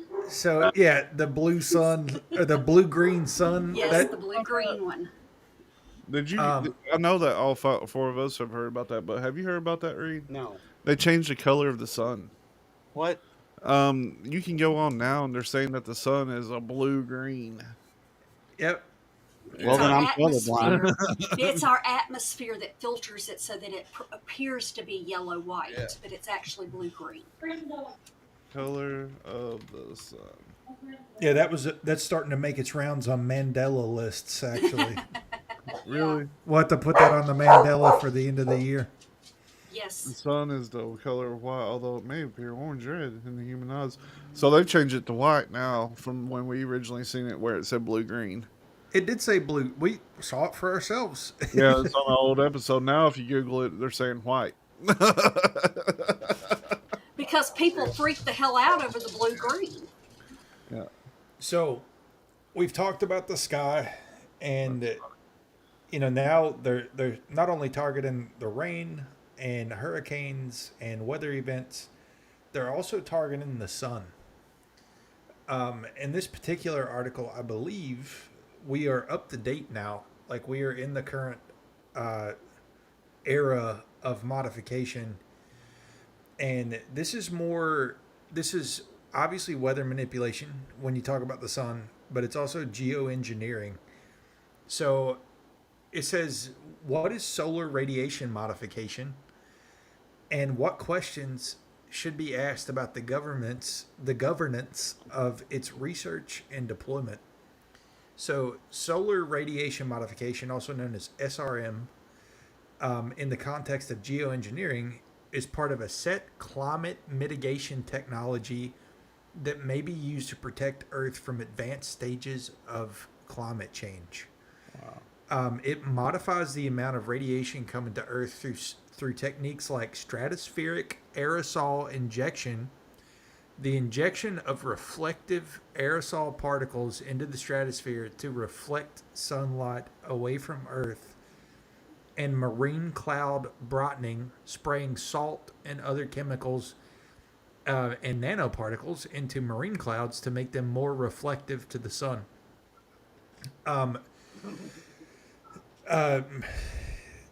That's a lot to unpack.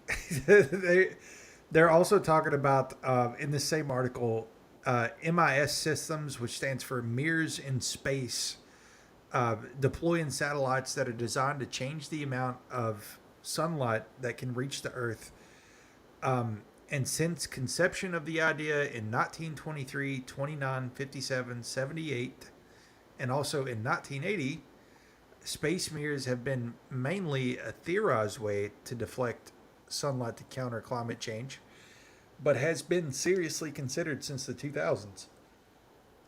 The last way that we talked about briefly was the SAI, or stratospheric aerosol injection, which is a method that they're using to spray into the stratosphere to create a cooling effect via global dimming. And they learned this apparently from a phenomenon called albedo, which occurs naturally when volcanoes erupt and blocks out the sun. So still, again, we're still spraying the skies, but at the same time, we are deploying upper atmospheric chemicals as well as reflective satellites in the name of combating climate change. And back to what Morgana said at the beginning of the show, you do these kind of things, and then all of a sudden, things start happening. Like, over the past couple of years, I've definitely seen people all over the United States, which is where we live. So, of course, we're going to primarily hear it from our region. But, I've seen people talk about how their gardens and stuff are behaving differently. I've seen people talk about how flowers and stuff like that are behaving differently than they used to. There's tons of videos out there now, and this sounds crazy, but there's a project from NASA called the Solar Simulator, and it's a patent from the 1960s where so if they reflect all of the sun and you need a localized sun. There was a patent created to actually make an artificial sun, and there's been videos in the last year, tons of videos, like hundreds, where people are seeing two suns in the sky. And whenever they see two suns, it's being like thrown away, like, you know, same thing that we've been seeing. These gaslighting articles that will say it's a stratospheric effect, like it's an optical illusion that there's two suns. And it may be. Like, I don't know the answer to this. I'm just saying that NASA does own a patent for a sun simulator. Well, I will say, and this is just from, my standpoint, because we grew up with a garden. My dad had one every year. Well, last year... That scared me. That scared me too. Sorry. Yep, no. But we got a video, Tully. Do you want to show these videos? Yeah, you can play it. Like, these are people who have claimed to see dual suns. These are some of the videos that I'm talking about. Well, this is the sun simulator one. Oh yeah, play that one. The other sun simulator one actually got yeeted off the internet. So. Right. Does this need sound? I don't know. Tatooine. Huh? Haven't you been to Tatooine? There No. are two suns. Never have. I don't know if we can hear. I took a video and I couldn't see the eclipse happening on the sun, but look at that glare right there. You can look So I think what this is trying to point out. So the first picture you saw was of the sun simulator, like the patent, and this lady's catching a reflection that looks like there's a grid in the reflection of the sun. And I guess she was trying to make a point that this could be the simulator, but the other ones, let's see. You said the dual suns videos, Cecil, are the ones that that I was talking about. But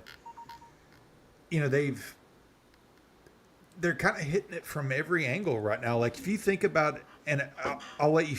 If you're good, I'll let you finish your thought, Morgana. Oh, okay. Yeah, sorry about the dogs, guys. But there were certain plants that you wanted to get as much sunlight during the day as they could. Tomatoes being a huge one. Peppers. You want them to have 6 to 8 hours of sunlight every day. We put our tomatoes and peppers in the shade this year. And they're doing 3 times better because it was just killing them to get, that kind of sunlight. So, I firmly believe that something has changed, and the temperature's only a couple of degrees different. I mean, it feels like 100 degrees hotter. But, the actual looking back over the last couple of years, there's not a significant change in the actual heat. Right. Now, the heat index, yes. And extra light up there, I think, would definitely cause that. Well, and if you've got some kind of simulator up there plus reflection of natural sun, it could definitely change zones, right? Like your zones of growing that you've known in the Farmer's Almanac forever. Yes, because I plant by the Farmer's Almanac. It's funny that you bring that up because my main garden that I grow gets full sunlight all day long. But now I do have some tomato plants on the side of my house that don't receive sun until about 11 to noon in the day. Right. Get so much better tomatoes from there and better production. Exactly. Is that crazy? Funny that you brought that up because I've seen the same thing. I think we're getting ready to lose the live broadcast. Okay. Well, we'll just go live again. Did you see that? It said live broadcast will end in blah blah blah. Are we still on? Right. Let's keep rolling. Let's check and make sure we're still rolling. Yeah, that was weird. Huh. No, we're still on Rumble. Okay, good deal. That was strange. All right. It's a conspiracy. But but let's go ahead and here's one of those videos of dual suns. right here. Yeah, Landa said we're rolling. All right, so you can see right here, they're saying it's refraction or reflections or whatever, but right there was one sun, and there was another sun right beside it. See, and if it was a reflection, why does it look like it's behind that cloud cover? Uh-huh.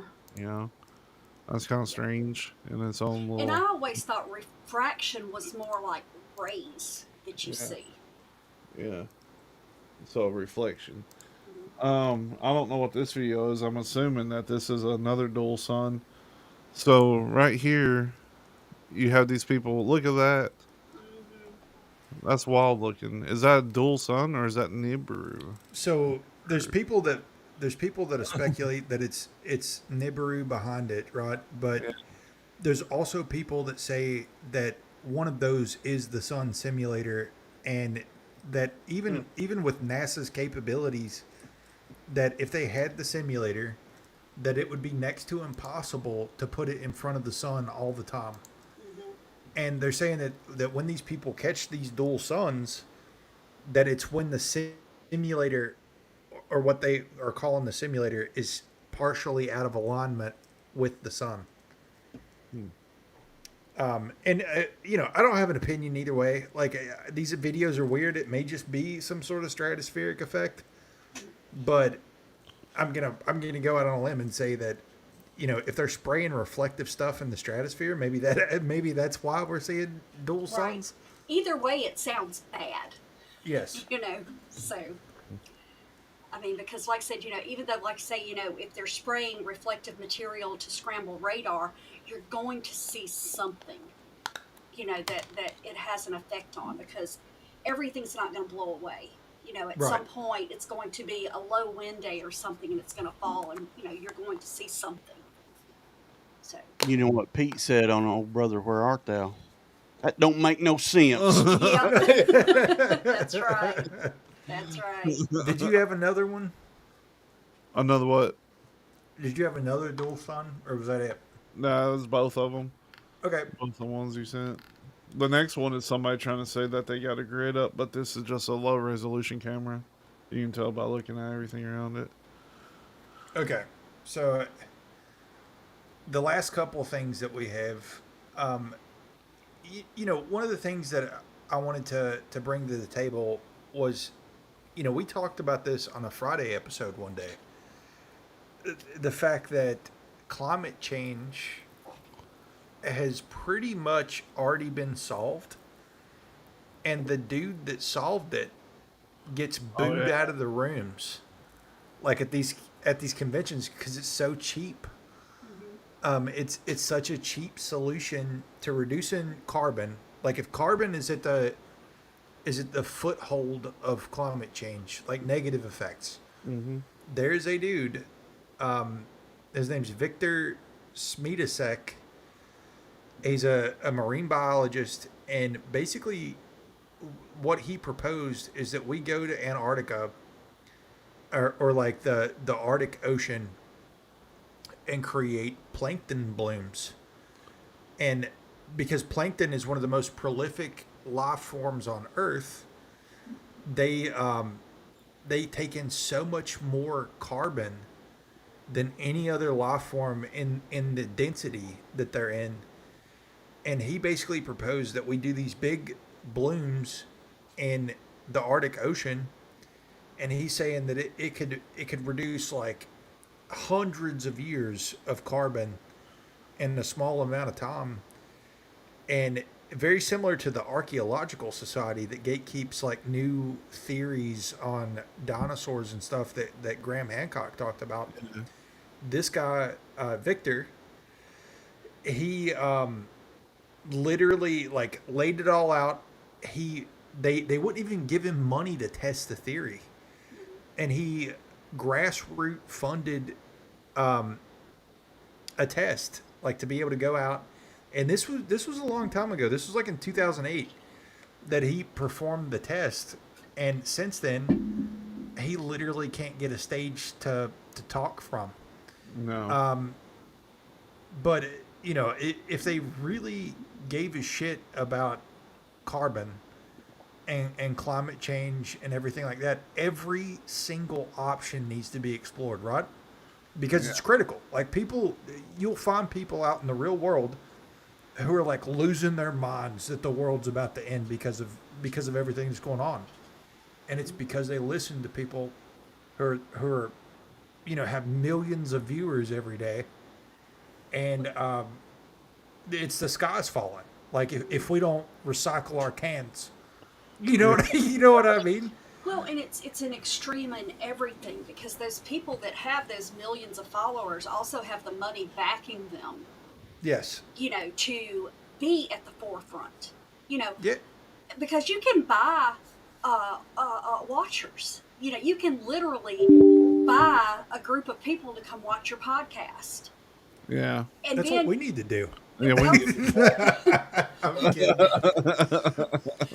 I don't think it's that cheap, Tully, but I never knew that until a few years ago, and I'm like, wow, why would you want to do that? Because I'd much rather have 20 people who listen to us because they enjoy what we're talking about than to pay people to come in just to make me look good. But what would a stream be without Landa and Mike? That's right. I look forward to Landa and Mike every week. Me too, actually. I mean, even with this, with the plankton blooms, that could really have a negative impact too. I would think. It takes me back to the episode of Futurama when pine trees have became extinct, so they reintroduced pine trees to elevate the oxygen levels, and it overtakes the world, and the oxygen levels get so high that when somebody strikes a match, it sets the world on fire. Yeah. So you need carbon. You have to have carbon. And I think I'm sorry. No, I was just gonna say, like, whenever they did this test, though, they observed carbon reduction at the highest rate ever observed, ever. Mm-hmm. And I think that you're absolutely right. It would have to be controlled, because if you just bloom the whole ocean, like, you'd be FUCT. Yeah, I mean, that would kill off your fish and everything else. Well, I was going to say that could drastically change migration patterns of fish. Yeah. Mm-hmm. Yep. That could do all kinds of stuff. Like, couldn't that even change, because like birds, if you believe they're real, have like a internal. I don't know what I'm trying to say. It's like GPS almost. Yeah, it's led by like magnetism or whatever. Could that mess with them, you think? Maybe? I don't know if that would necessarily mess with them, because magnetism's kind of a different... Yeah, that comes with the pole flip. But the whole... Yeah, to me, that would... I mean, if you did it all in the Arctic Ocean, it could draw massive amounts of predatory fish and fish that feed off of plankton down towards that way, and really throw off, fish migration patterns, kill off whales, you know what I'm saying? It would mess with them. It's like, hey, there's a buffet down here, but oh crap, this is way colder than I'm used to, and now I'm dead. Well, in a plot twist, I got to get this in. One last gaslight for the knot. Gas it up. The last gaslight of the knot. This counterintuitive technology fights climate change by making more carbon dioxide. All right. So explain that to me. The Parsons Laboratory that houses chemical environmental engineering labs at MIT is easily overlooked amidst the other billionaire-financed MIT science centers. But the big bucks and flash clearly aren't a prerequisite for the ambition and impact of the oceanographer turned chemical engineer Desiree Plata. She is working up materials that could one day rip apart megatons of heat-trapping methane, which causes climate change. She has a device nicknamed the rotisserie. Set it and forget it. Yeah. So it's basically clay that is sloshing inside jars that are moving. And her work on, it's called zeolite clays, commonly found in cat litter, began with a recognition that some have tiny pores similar to the size of bacterial enzymes that break down methane. And I don't know, it's hard to kind of get to the bottom of what she's like proposing in this article, like whether she is like proposing to spray it in the air or what, or have these big rotisseries all over the world. But I just think it's funny. I put this one in here just because of the headline. Just this Do you think it like counterintuitive. rotates? Yeah, It rotates to pick up the. Okay, I get it. Sure, why not? Yeah. Hey, we're already, throwing the stuff up to make rain clouds, so we might as well throw that up too. So We she, can't make clouds. You heard that, David. Right? No. You can't yeah. Except for that one time they showed us that. They can Yeah, yeah. So she's basically saying that when you utilize whatever the method is, that it's turning methane into carbon dioxide and water vapor. But, like she's saying that the methane basically burns without a flame because it also creates heat. So to me, even if you utilize this, it would heat up the planet. Yeah. Like it's creating a chemical reaction. I mean, there's so many people that's so ambitious. Like they're even talking about building a skyscraper that dangles from a comet that's circling Earth. It's a figure eight. That's real. They're wanting to do that. Like they're wanting to anchor it to this comet that's circling in Earth's atmosphere, like circling it and dangle it from the sky. Like, and that feels real safe. I don't see what Okay, what comet? Because wouldn't we see this? Or are they gonna lasso one? I don't know. I don't know exactly how they're planning on doing it, but they said they'd make a figure eight in the sky, like it's because it just kind of moves along with the Earth. But like they never think it seems like they kind of take the negative things that could happen from that and just like nah. Like so dangling a skyscraper from a comet that's hanging up in our atmosphere, wouldn't that make it a little bit more heavier and get it attached to what they call our gravity and just kind of drag the comet down? Like, and it's kind of the same thing with this. Like, if you cloud seed enough, ain't it going to cause floods in Dubai? Like, ain't it going to cause 4 times as much snow in the mountains? Absolutely not, you crazy conspiracy theorist. It's insane. It's truly crazy Go to put me your that they do tinfoil it. hat on. Yeah. Okay, so it's not a comet, it was an asteroid, but I've seen Armageddon. Yeah. And like the point of this show wasn't to be like shoving stuff down your throats. Yeah. But not even but we honestly just want to hopefully plant a seed to make you question like what is going on when they're literally like one article after the other. Like I think it's all meant to really disrupt and confuse, but I think that this is at least hopefully been enough proof that there to some degree they absolutely can change weather. Like there's no question. So yeah, that's that. Is that the end of it? We got more stuff, or No, I think that's it. that's it? Thank But- you. Yeah, But this is episode 100, so if you guys want to talk about anything else, we can totally.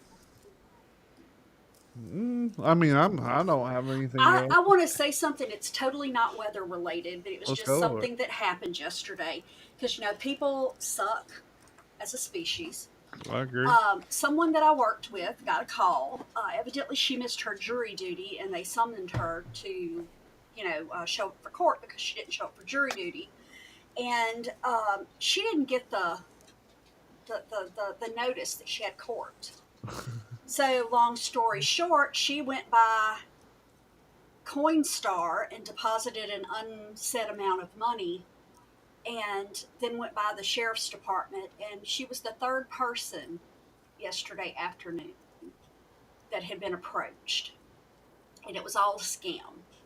So Wow. the police are not going to call you and say, hey, you didn't show up for court, so we won't break the law, but we'll bend it and let you pay half if you go to Coinstar. They don't do that. What? Yes. Well, somebody tried to get me on that. Like, they called me, and, it was the typical call center accent that you get. And they was like, it's been determined and evidence has been found that you've been contributing to illegal drugs sell activity. And I said, how'd you know about that? And then they said the FBI is on their way to arrest you. And I was like, well, okay. Not real sneaky about it. Glad they gave you a notice. Thanks for giving me a heads up. I'll change my shirt. And they said, but if you pay, I almost did the accent. I didn't mean to do that. But if you pay us, I think it's like $1,000 in iTunes gift cards. Yeah, iTunes gift cards. That's I was always like, a "Are dead you giveaway. serious?" I was like, are you being serious right now? I was like, no. And it's like, but don't you understand that you're going to go to prison because I was like, I understand. I'll go to prison. Yeah. Like, I don't have $1,000 to give you. Yeah. Well, that's a couple of years ago. I got one, and the girl told me that the constable was coming to arrest me. Okay, I don't know about Kentucky, but in Mississippi, the constable cannot arrest you. They can only serve you. Yeah, they can here. Yeah, they can. Yeah, well, they can't hear. And I'm like, you know what? I don't care. Just send them. Yeah. Bitch, click. I mean, I think our because I just constables are too get lazy pushback. to arrest anybody. I've seen constable arrest people. I don't know if Cecil has seen this, but we've got a constable in our county that instead of a vehicle, he drives around like one of those 4-seater ATVs. Oh, yeah. What? Yeah. On regular roads. Yeah. It's an ATV. I mean, you'll see him like driving down, our main road in an ATV with constable on the side, smoking a big cigar. We've got one little small town down here. It's like an arts and crafts type town, and you can't drive through the downtown area on the weekends because of all the golf carts, including the local police department. Hey, that's 100 points. If I ever decide to run for an office, it's going to be constable, and at that point, I absolutely have to get an old Cadillac convertible and paint it white. Vote Cecil Fletcher. And drive around in white suit. I'm going to do the radio campaign ads. Vote for Cecil Fletcher, 4th on the ballot, #1 in your heart. Landa made a good point. She said that if you don't get a certified letter, they can't prove that you ever got a notice. Absolutely. Now, I will say they told her that they had a signature on file. And unfortunately, her and her spouse have been fighting, so she figured maybe he'd signed for it and just threw it to the side and didn't think about it or didn't tell her. But I didn't realize when she said, hey, I've got to go take care of this, I thought she was going down to the police department. She didn't tell me she was stopping to make a payment because I'd have argued with her. I mean, if you've ever been in a call center where you have to have verification and stuff, you learn what information that people are allowed to have, Yeah. So, I mean, I can't just call you up and say, oh, I can't break the law, honey, but I can bend it a little bit if you want to send me $380. That's half. Right. You know how I got them to quit calling me? Because I got a bunch of those calls. I said, hang on a second, let me go get my wallet. And I 3-way called the sheriff's department. Uh-huh. And as soon as they said Laurel County Sheriff's Department, they hung up. Uh-huh. I was like, oh, never mind. Mo follows this guy on TikTok. All he does is scam busting. And he said the reason he got into it was because his mother lost everything she had to a scammer on the phone, because she was an elderly woman and everything. So what he does is he scams the scammers, and he's tied in with this nonprofit that tries to recover their money.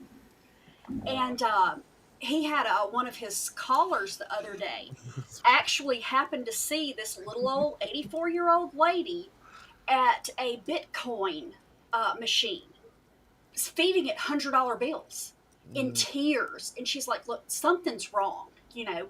And she said, she told her, don't do that. Tell me what's going on. And she said, no, I have to. This lady had pulled $44,000 out of her savings account and was feeding $100 bills into this machine. Well, a police officer came up and he stopped her. He's like, no, give me your phone. Because they still had this lady on the phone. He said, give me your phone. Well, then the girl called the Bitcoin number on the machine because the lady had not sent send yet because she was going to feed it all, then hit send.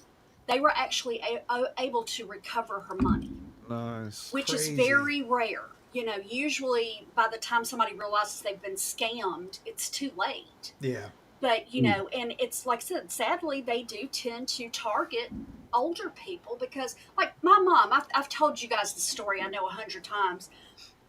Back when we opened up communication with Cuba and started traveling back and forth, she posted a picture on Facebook of Air Force One leaving Cuba with the wings covered in Cubans. It's like, see, this is what happens when we open it up. My mom thought that was a real picture. Wow. And I'm like, Mama, no, there's nothing about that that's even realistic, you know. And it took a pretty good argument to finally get her to understand at 20,000 feet. It's hard to breathe up here. Yes. If you don't freeze onto the, you know, wings or whatever. And I'm like, oh my gosh, Mama. I was so glad when she got off social media because she believes that kind of stuff. You know, because Linda said that her daughter worked at Kroger and saved an old lady from something like that doing Western Union. It used to be Western Union. Yes. Like people that your Arabian princes would only arrange via Western Union. Yes, I remember that. Because my mom was telling me it's last year that the girl that was my best friend growing up. And I'm like, how's she doing? She's engaged, and I'm like, is she? Yeah, to an African prince. And I'm like, oh my God! And I just died laughing. And she goes, what? I'm like, Mama, that is the biggest scam in the world is the African prince. And she goes, well, she's actually been over there and met his family a couple of times. And I'm like, okay, if this happens, I will never make fun of the African prince story again. So I asked her last time I saw her, I'm like, hey, did she ever get married? No, that fell through. Yeah. You know, it's the boy who cried wolf syndrome, though. Like, eventually, I'm going to get one of those things that a Persian prince wants to marry me. I'm going to be like, this is a scam. That's actually going to be a dude that's really rich. I'm going to be like, damn. Yeah. That's right. There you go. Or I'm going to get that, you know, check in the mail that I'm like, yeah, this is bullshit for $2 million. I'm going to put it in the shredder. Yeah. And then my bank's going to call and say, hey, are you going to deposit that? I've got 200 grand here for you. I just need you to go Western Union $5,000 first so that I can make sure to go. Yeah. I had one the other day. A Publisher Clearinghouse one. There's a new one that's going around. They was like, you've won $1 million. I went, sweet. Look, I sent out an email to everybody at work a couple of weeks ago. Have you been seeing the emails that pop up? You've won a mystery gift from Amazon. Just go to this link and fill in your information. Yeah, I mean, I've been getting them. Well, I get trade emails from several companies, and one of them sent a thing out. This is the newest big email scam, the phishing scam. So I sent it to everybody in the building, and I'm like, hey, you know, go read this. It's got really good information. I got 8 phone calls wanting to know, hey, is this a real email? And I'm like, yes, I sent that one. So at least I've gotten them to think, you know. Because at one point, we actually had a CSR that was getting on a plane in New York and got an email from the owner of the company. Hey, I'm away from my desk. Could you go pick me up? It was $500 iTunes gift cards and just text me the codes. And we had that one too where I work. Yeah. Well, one of the CSRs said, hey, I'm fixing to get on a plane. As soon as I land, I'll go do that for you. And I'm like, next time, I'm not going to say anything. I'm just going to let you do it. I mean, it clearly was not her email address, but her name. I said, it doesn't matter. When it says XYZ at 123.eu4, that is not our email address. And she goes, but it could have been her. I said, when has she ever asked you to spend your own money on iTunes cards? I don't know if you kind of derailing this conversation and going into the world of space exploration. Do you know that they're saying that Mars may have been more Earth-like than we think because of all the oxygen in the rocks? Well, you know, Oxygen in the so rocks. Look at this right here. The rocks. I didn't know that discovered by that they Pacific Ocean River breathed. are usually magnesium oxide, a chemical that adds to grown evidence that once inhabited Mars sported Earth-like oxygen levels and life-friendly conditions. So they're on the verge. Like, I think they're building us up to where they're going to be like, we found a skeleton on Mars. So we've got the, and this, we're going into bonus territory here, people. Yeah. So if you stuck with us this whole time and you give a shit about us, just hit the follow button somewhere, wherever you're at. But so the Saturday dude, night, I ain't got nothing. I ain't got no pants on. I ain't got nothing to do.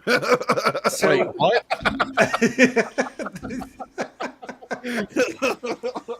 So if you guys didn't tune in yesterday, we do have a friend that is connected, a weird friend with a Y, that's connected into the Monroe Institute, which is an institute that teaches you how to perform remote viewing.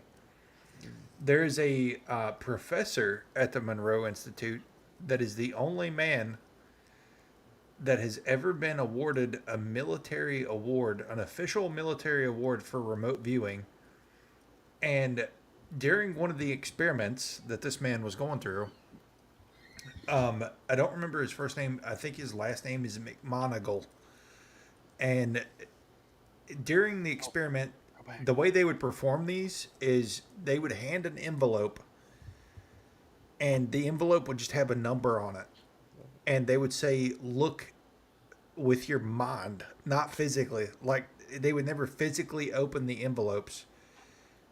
And they would remote view into these envelopes into a target. And it could be a military target or a black operations target. And in this specific experiment, they said to do this. And he said that when he closed his eyes, he was in a desert land, and he saw a ship. He said it kind of looked like a weird rocket. So he says he walks in with his, I guess, astral self, walks into the rocket, and he sees what he described as dead humanoid figures seated in a circular pattern around the rocket. And when he was looking around, he was like, they looked human, but at the same time, I noticed that like they had to be like 8 feet tall, like they were massive. And he said the longer that I stood there and looked around, the more like feelings started coming in, and I could tell that these people were trying to get out of this place and, perished before they were able to. And after he goes through this whole experience, like he explores around and comes out of the remote viewing session, they open the envelope, and it was Mars like 3,000 years ago that he was remote viewing, like that they had wrote in the envelope. Wow. And it that really spurred like Prometheus vibes, like like terraforming. Like if we could terraform a planet, I'm sure we would. Like how we want to go to Mars, like I'm sure they would want to terraform Mars. Elon said we were going to do that in the next 20 years. So, I mean, it's not far-fetched, especially like there's speculations that, Mars was once already atmospheric, and that there was, advanced civilizations there that probably destroyed themselves like we are on the trajectory to. And they made the atmosphere so bad that it was unlivable. So you go to the next best thing, and the rocket didn't take off for some reason.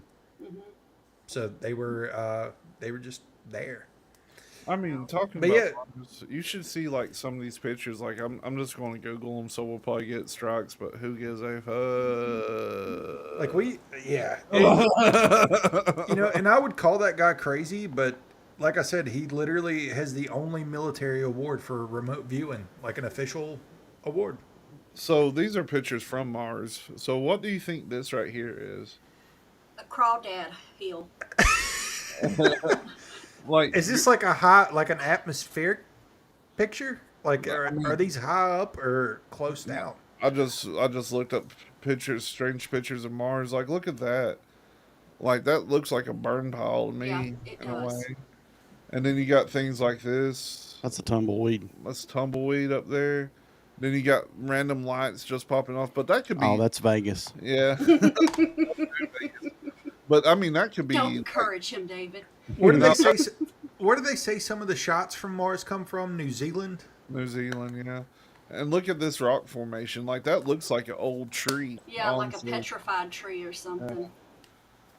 Yeah, I mean, it's kind of pretty crazy. Like, what statue that fell over. Yeah, fell over statue. That's something we sent up there. You know that. That's just. Look at this, though. Fight the power. Like, you can see grooves in this. It looks wild. Well, all I'm gonna say is if they ever come out and are like, "We found glass on Mars," definitely a nuke situation. Yeah. This one right here was always my favorite one because it looks like somebody's sitting down And pointing. and pointing. That was a dragon, Landis said. And then you got the ones where it looks like, creatures coming out of Doorways. caves and doorways and stuff. I'm really proud of you, Cecil, by the way. Why? We went through the whole dragon episode yesterday without Cecil making a dick joke.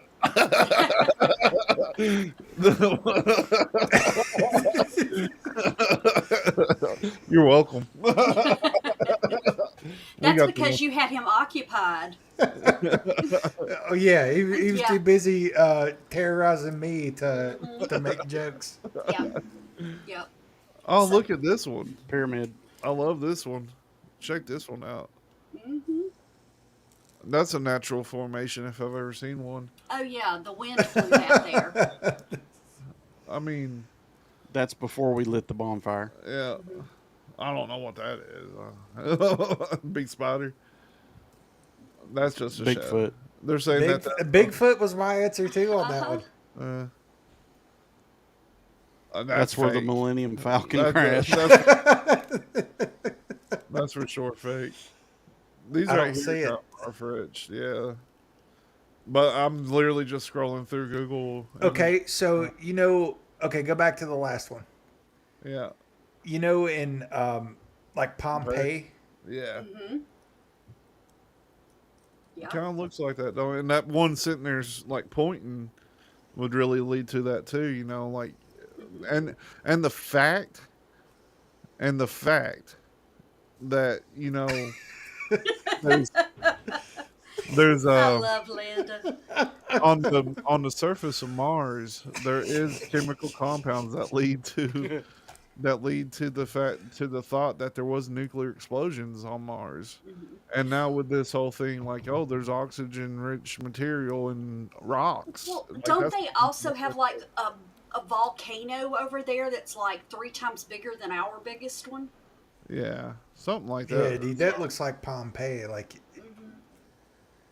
yeah, people frozen, like just flashed. That looked like a spider type thing a couple back. That was a tire ram right there. No, back one more. Go back one more. No, back one more. Back one more? Yep. One more.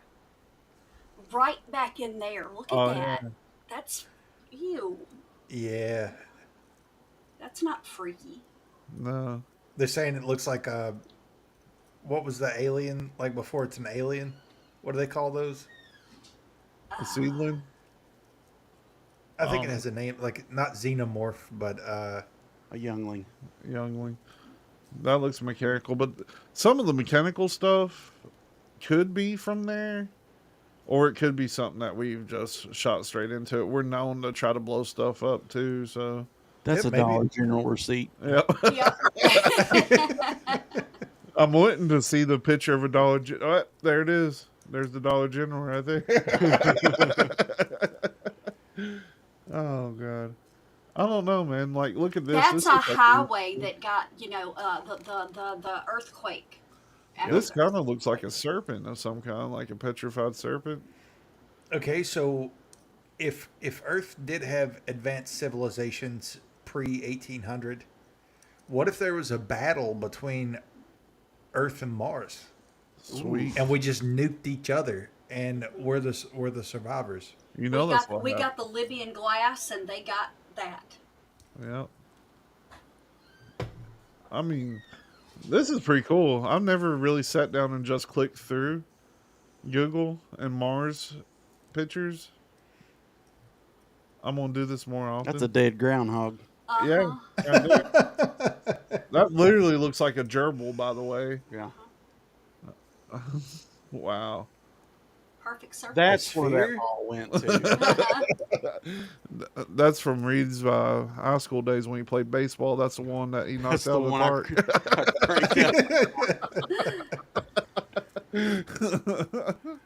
Buffalo. Buffalo.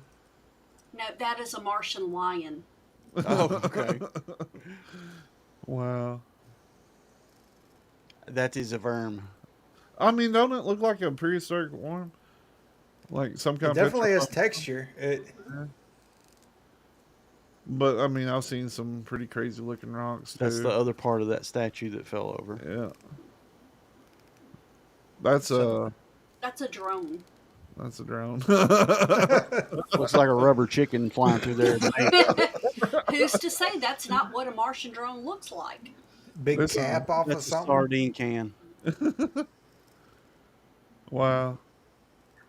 That's a little lake that's dried up because it's summertime. There's that other ball. That's pretty neat looking through those. I mean, Yeah, that was really cool, actually.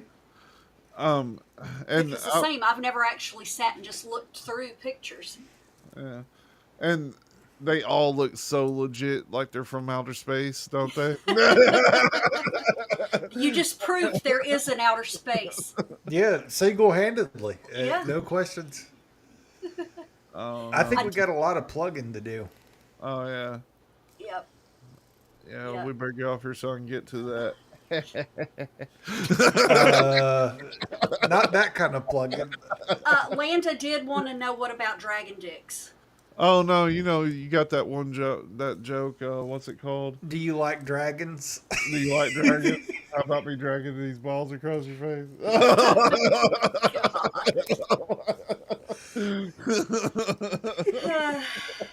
I'm glad I live with perverts because We've it just devolved. totally prepared me.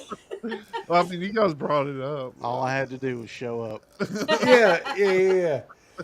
And it's been good. We've had a lot of guests, and Dave is here with us.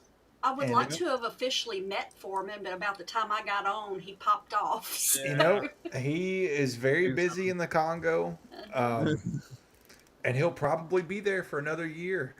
Tell him to get us some video footage, and we can play it on Folking Weird. Yeah. Yeah. But I clicked on a link where it said a giant predator had been awoken and there's in danger. And I was going to show that. It was fucking Tremors. It's 12 minutes of a scene of Tremors. I was like, okay. I first started looking at it, it's like, oh, that's the movie. Yeah, that's good. we are obviously starting to do some more long form stuff, and hopefully David can join us. Yes. We do the long form stuff on Saturdays. We're gonna do some live sessions with guests. Not really. We don't really do interviews. It's more just like hanging out. So like we had Daniel Benoit on the other week, Bigfoot hunter, cryptozoologist. We're gonna have some crazy guests for those live sessions. Sometimes it may just be us if we find a topic we want to talk about, like weather manipulation. Yep. So, give us a follow. We're here every Friday, too, talking about all the crazy stuff that's going on in the world. Morgana's always hanging out with us, which is awesome. I like y'all. Um, And hey, here's to number 200. Yeah, yeah, You know- we're driving to. We're gonna have to find a better topic for 200 We used to, though. we used to take so long of hiatuses that if we hadn't, we'd probably be up to 300. Yeah, probably. We're probably getting close to 200 on Weird Awakenings. I know we'll be at like 150 at the end of the year. 'Cause So we're doing about 50 a year. for 200, we're gonna have to go big for Weird Awakenings. Yep. Hey, Mike, welcome back. We've been looking at Mars pictures And doing dragon dirty jokes. and doing dirty jokes. Yep. I wasn't going to say it, but I was challenged to. Like, Well, when Landa wants something, we try to accommodate her. Landa said, "Start over for Mike, Cecil." Do you like dragons, Mike?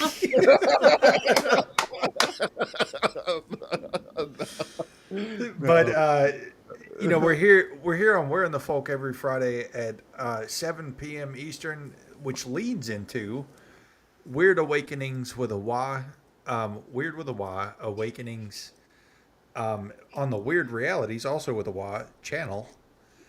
And you know, we do a lot of esoteric subjects, and it's more like into the mysticism and the unknown of the world, rather than, you know, these depressing topics like they're spraying chemicals and metals on you every day. But Weird also has a ton of other shows, by the way. Like, if you don't like this kind of stuff and you want to see movie reviews, they do a show called Watching Weird. every Thursday at 10 Eastern. Yeah. Blondes, Books, and Campfire Tales, I think, on Every other Tuesdays. Tuesdays. Every other Tuesday? Yep, every other Tuesday. Yeah. What time is that one? It's at 8 or Central. 9. It's at 8 Central, so 9 Eastern. Yeah. Yep. So tons of shows.